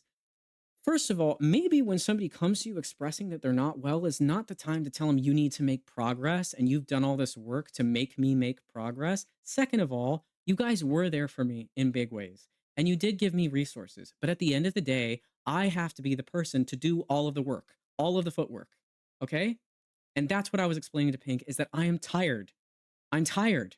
It's exhausting. All of the things that I have to manage and do all the time and constant issues and struggles and crises all the time. I said that it was too much and I was overwhelmed. And you said you understood that. You said it made sense. You said that you would have been a much worse person, that anybody in my situation would have handled it way worse. And now you're saying this. Okay. Hill says, maybe if he wasn't being an ass, we wouldn't call him an ass. And maybe if he wasn't giving us reason to get in the chat and talk about him, we wouldn't be LMAO. So again, well, if he wasn't being an ass, we wouldn't call him an ass. This was while I wasn't talking to anybody. This was, I'll show you the screenshot, 11:15 the next day. So you're okay. Sure, this is kind to say behind my back. He's too grown to treat you like this. He never texts me. I've been DMing him the past 4 days, and it's only today that he texted me back. Convenient. Jingles. Dude. I'm gonna look. Let me go look at our exchange really quick. So it's not even true. They sent me a message on the 10th of May, which was an update to a thumbnail for their YouTube video. And I'd already responded to the previous one. And then they texted me on the 13th. That's it. They weren't texting me multiple times for 4 days. They texted me one time with a thumbnail and then the 13th. So that's just not true at all. But again, convenient that I responded to you when I needed support. It's not convenient. It was that I needed support and I responded to the support. That's all. Why are we painting it like I'm conveniently responding to me now as if I'm I don't even know. I don't even know. He subconsciously wants a pity party and we aren't that. Yup. No, I just wanted my friends to be there for me. I just wanted people to tell me that they loved me and cared about me. Sorry. I just wanted people to think that my pain was important. I just wanted my friends to be there and to care about me. And this is what you're saying. No, I didn't want a pity party. I talked with you guys, with 2 people for 2 hours, and then I woke up to being called a dick. I don't think I did. I didn't even ask you to do anything. I didn't spend days and days. I don't even know. I just wanted people to care. Hill says, honestly, leave him alone. Bring it up at a later date when he's leveled out, because right now any expression is pointless. So again, just telling Pink to leave me alone. People in this headspace want the people around them to agree with them 100% of the time, and we aren't providing that. And so he's probably feeling like a fucking tool. No, I wasn't. I really wasn't. I was really hurt and alone. I didn't feel like a tool. I felt really hurt and alone. But okay. Jesus Christ, he is delusionally depressed right now. Okay, again, calling me delusional, which is what they were referencing in their message. They also, Jingles at one point wished death on my grandmother. I will put that screenshot in here and censor the name, but they wished that my grandmother would die. And Hill, they asked if that was a shitty thing to say, and Hill said no, LMAO, or something to that effect. Then they started bringing in other people who weren't even involved. So Jingles brought one of their family members into this, and said that their family member, who they've characterized as a narcissist, said that I was being very love bomby and Darvo, which is deny, attack, reverse victim and offender, which I said again earlier was very ironic given the fact that that's literally what they were doing. And then I don't know where in all of this I was being love bomby and Darvo. I've shown you the messages that I sent. I gave you the context. And then bringing in your family members to act as authority figures on my mental health and what I'm doing is really crazy. Again, it's just a dog pile. It's just a freaking dog pile. At one point, another person in Jingle's circle joined and said it was irresponsible of Pink and I to do therapeutic techniques together because I'm not a licensed therapist. And it was irresponsible of me to do that with her because I'm not a licensed therapist. I just want to make it clear, and I've said this directly to this individual. Both of our therapists signed off on us doing this. Both of our therapists have been aware, and they think it's actually very healthy. So you can think what you want, but the mental health professionals are in the room and they disagree with you, by the way. Someone from Hill Circle called my messages and this group chat giving queer platonic group chat, which if you don't know what that is, go look it up. Just basically minimizing everything that I was feeling to that. Jingle said, I'm also frustrated about like the history of lack of communication until today, where he spends that time pooping all over all of us. Again, history of lack of communication. You texted me a thumbnail one time. You're saying you texted me for days and days and I didn't respond. You texted me just a picture and I was overwhelmed, dude. Sorry I didn't respond to that. But a history of lack of communication? What are you talking about? I was in the server every day doing updates, talking with everybody. What do you mean? And how is that a justification for any of this? And then he spends that time pooping all over all of us? Where? Where? Again, I'm being made to be the villain. And Jingles was saying they're the one being made to be the villain. This is the first time my DMs have had a consistent response, and it's still been hours of waiting time for half of it. Why are we counting the time? And it's not the first time. I don't even know. I don't even know. And then I sent a check-in to my Discord server because I hadn't been around for quite some time. I was very overwhelmed, and I just checked in with everybody. And Jingles responded into that, forwarded it to the group chat, and said, "I want to type that I'm doing good so bad. I'm not going to, but I think it would be so mega funny." And Hill said, "That would be so funny, but yeah, bad idea, LMAO." So they were fantasizing about trolling me while I told them that I was in a mental health crisis. They also said that my crisis was performative. Um, I think that was part of the Darvo comment. They said I was performative, which again, I think we can see who's really the performative person and friend. These are people, they've done real things for me. I'm not going to take that away from them. They've done things for me that I will never forget, but I've also done things for them. I spent almost $100 to get Hill concert tickets because they just mentioned that they wanted concert tickets and I'm flat broke. I bought Jingles plenty of birthday gifts and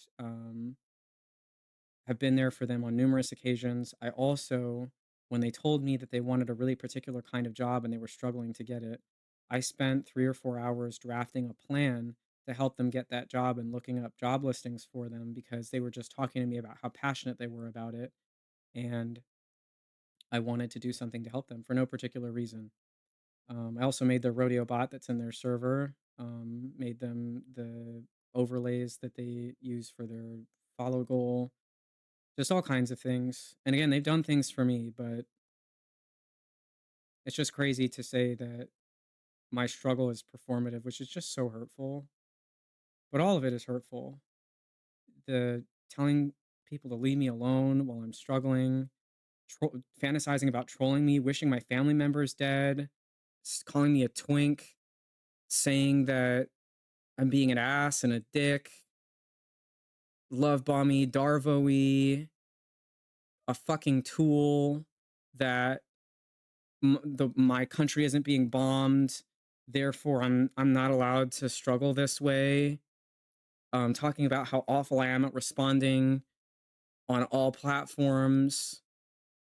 I'm delusional, that I'm hurting everybody, I'm pooping all over them, that I'm putting unfair emotional labor on people, that I'm sabotaging things, that I'm a grown man and I can just figure it out.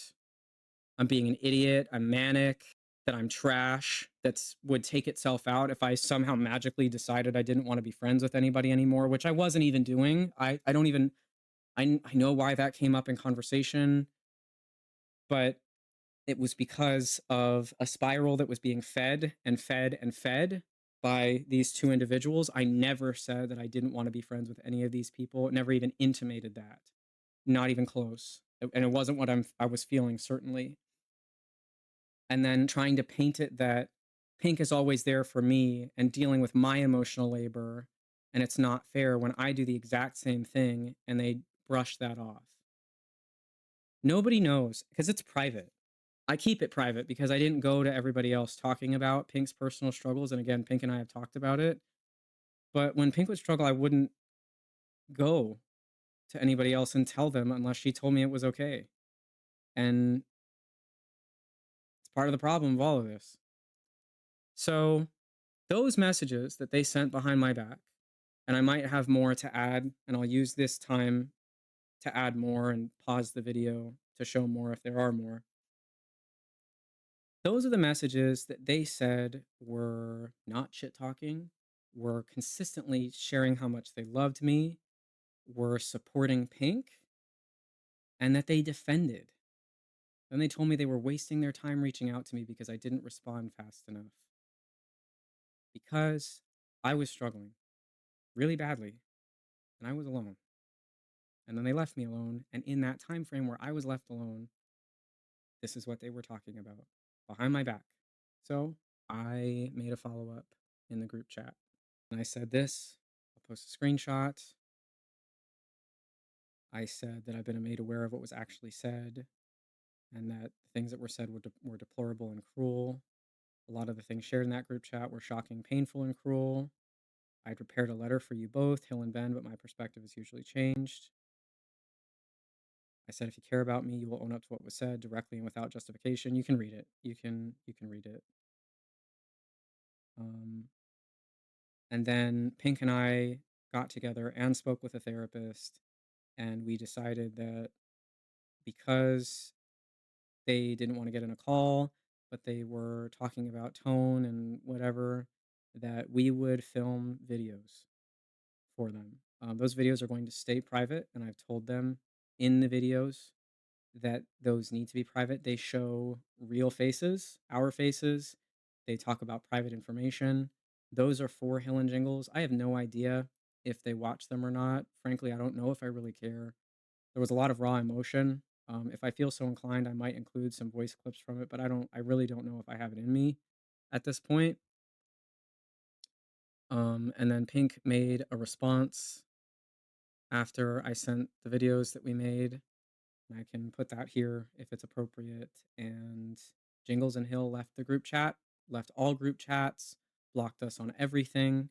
Um, and then we reached out to one of our mutual friends with with Jingles and Hill and said that we wanted to talk to them to let them know what had happened.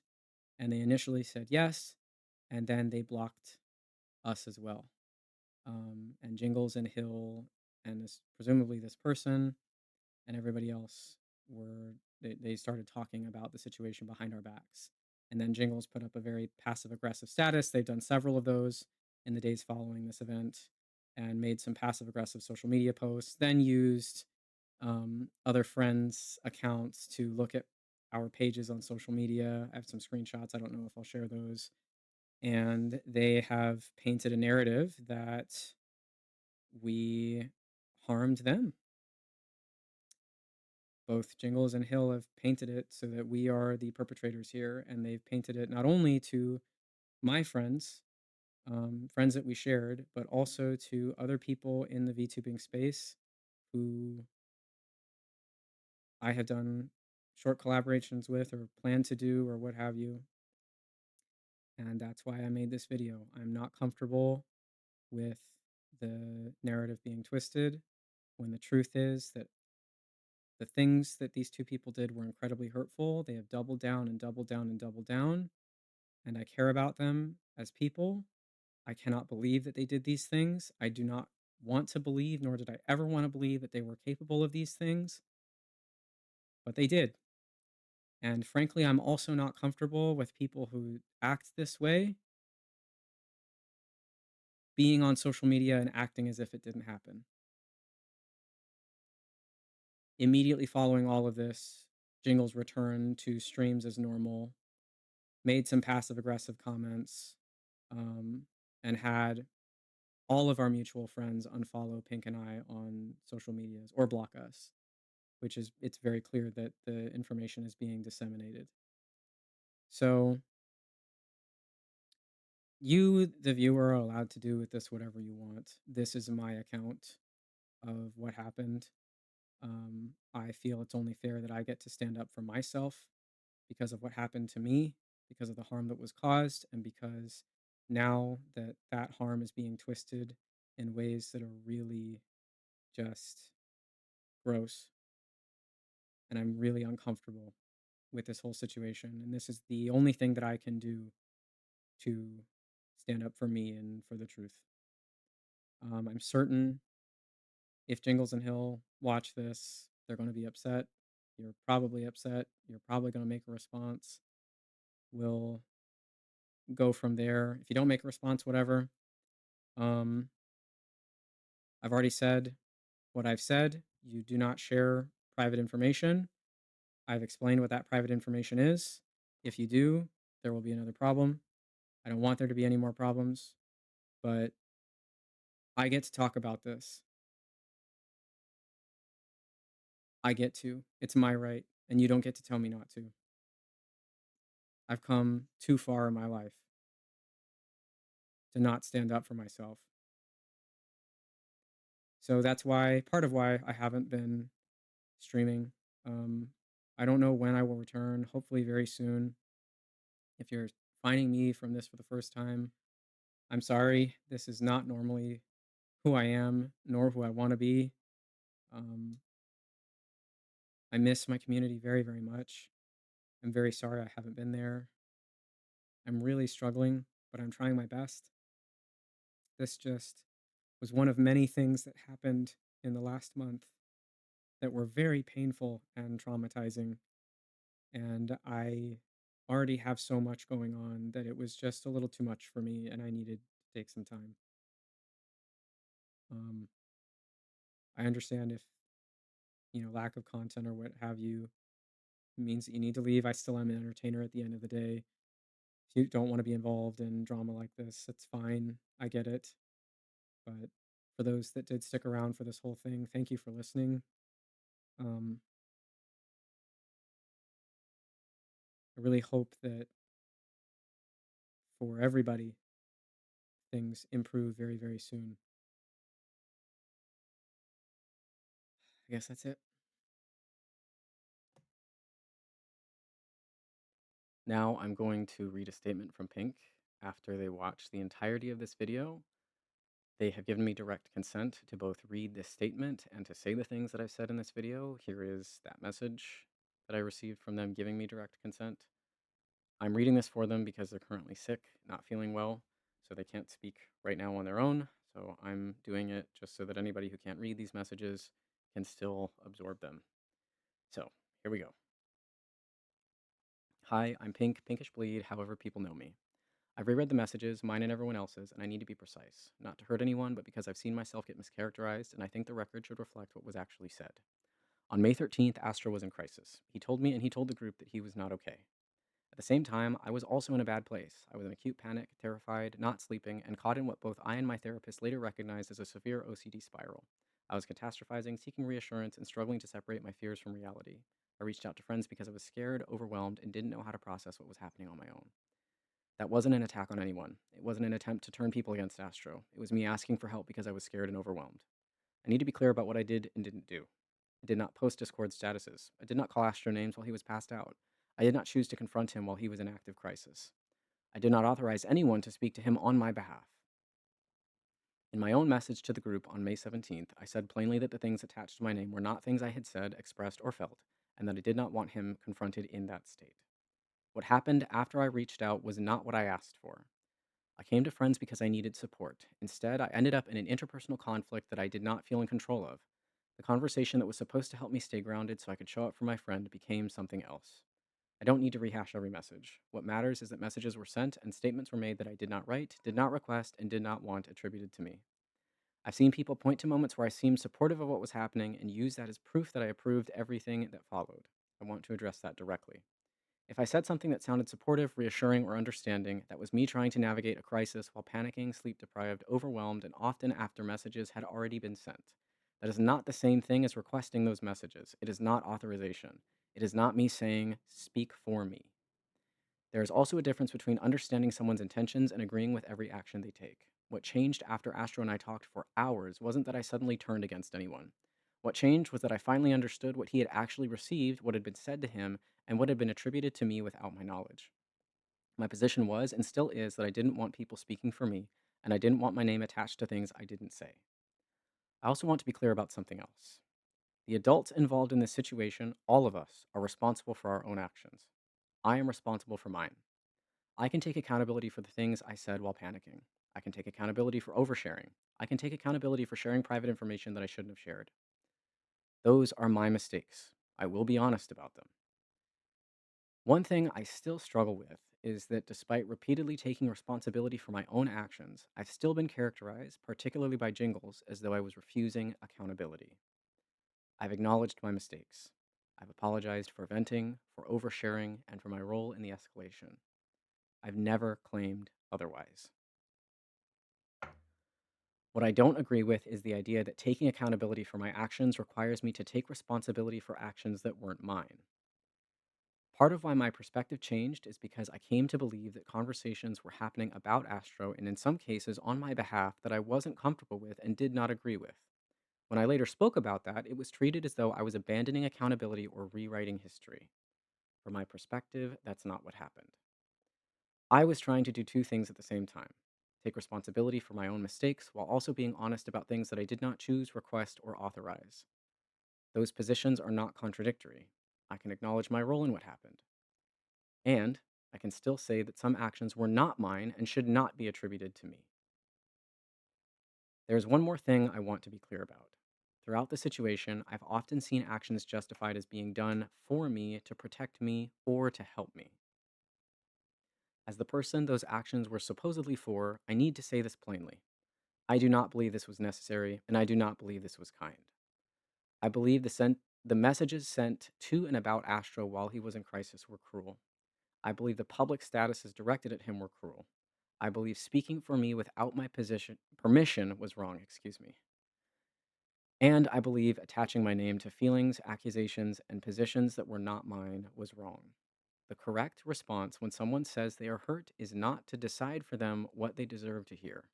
The correct response is to listen. The correct response is to try to understand why they are hurting. The correct response is to make space for that pain, even when it's uncomfortable. That's what I tried to do. Not because it was easy, not because I agreed with everything, but because I cared about Astro and because I did not want someone I loved sitting alone, believing nobody cared about what they were experiencing. I'll pause for a second just because I'm faster than the prompter. I can acknowledge my own mistakes. I can acknowledge the ways I contributed to the situation. But taking responsibility for my actions does not require me to pretend that everything done in my name was acceptable. It wasn't. What I won't do is take account. Oh my goodness. What I won't do is take responsibility for actions taken by other people because they believed they were helping me. On May 15th, I chose to call Astro because I couldn't make sense of what was happening and I needed to hear directly from him. Nobody made that decision for me. Nobody coached me into it. What I learned during that conversation changed my understanding of the situation, not because somebody convinced me to change sides, but because I finally had information I didn't have before. I've seen suggestions that I changed my story, betrayed my friends, or rewrote history after the fact. That is not what happened, and it is frankly infantilizing. It assumes that I could not evaluate new information, reflect on my own actions, and reach my own conclusions. It treats my decisions as though they must have come from someone else rather than from me. I am an adult. I am older than everyone involved in this situation. I am capable of listening to multiple perspectives, reconsidering my assumptions, acknowledging when I was wrong, and deciding for myself what I believe. Disagreeing with my conclusions is one thing. Pretending they are not actually my conclusions is another. That takes away my agency, my judgment, and my ability to speak for myself. I think I was trying to make sense of a complicated situation while in a state of panic and an OCD spiral, and later spoke more clearly once I had more information and more distance from the crisis. Those are not the same thing. I also want to say this plainly. I loved these people. I cared about these friendships. In the days before my May 17th message, I was still telling people I loved them, that I was sorry they were hurting, and that I couldn't make sense of what was happening. I wasn't secretly building a case against anyone. I was trying to hold on to everyone at once. Pause again, just because I'm going a little fast. That doesn't mean I agree with everything that happened. It doesn't mean I agree with how things escalated. It doesn't mean I agree with people speaking for me. I was hurt, confused, overwhelmed, and trying to make sense of a situation that was spiraling far beyond what I ever wanted. What I know now is that Astro was deeply hurt. I know he felt abandoned. I know he felt attacked. And after listening to him, reading the messages, and looking back on everything that happened, I understand why. One of the hardest things for me to accept is that many of the actions that hurt him were justified as being done for my benefit. As the person those actions were supposedly protecting, I do not agree. If those actions were truly for me, then my perspective on them should matter. I do not believe someone expressing pain should have been met with cruelty. I do not believe someone in crisis should have been treated the way he was. Accountability is not always comfortable. None of this was comfortable for me. Watching these friendships fall apart wasn't comfortable. Realizing that someone I cared about felt abandoned and attacked wasn't comfortable. Confronting my own role in what happened wasn't comfortable. In the aftermath of all of this, I was so overwhelmed that I experienced one of the worst panic attacks of my life. There were moments where the people around me genuinely feared for my well being. It would have been much easier to avoid difficult conversations, avoid difficult truths, and tell myself that none of this was my responsibility. Instead, I chose to take accountability for my part in what happened. And part of that accountability was being willing to listen to Astro, understand why he was hurt, and acknowledge that I was not okay with how some of this unfolded.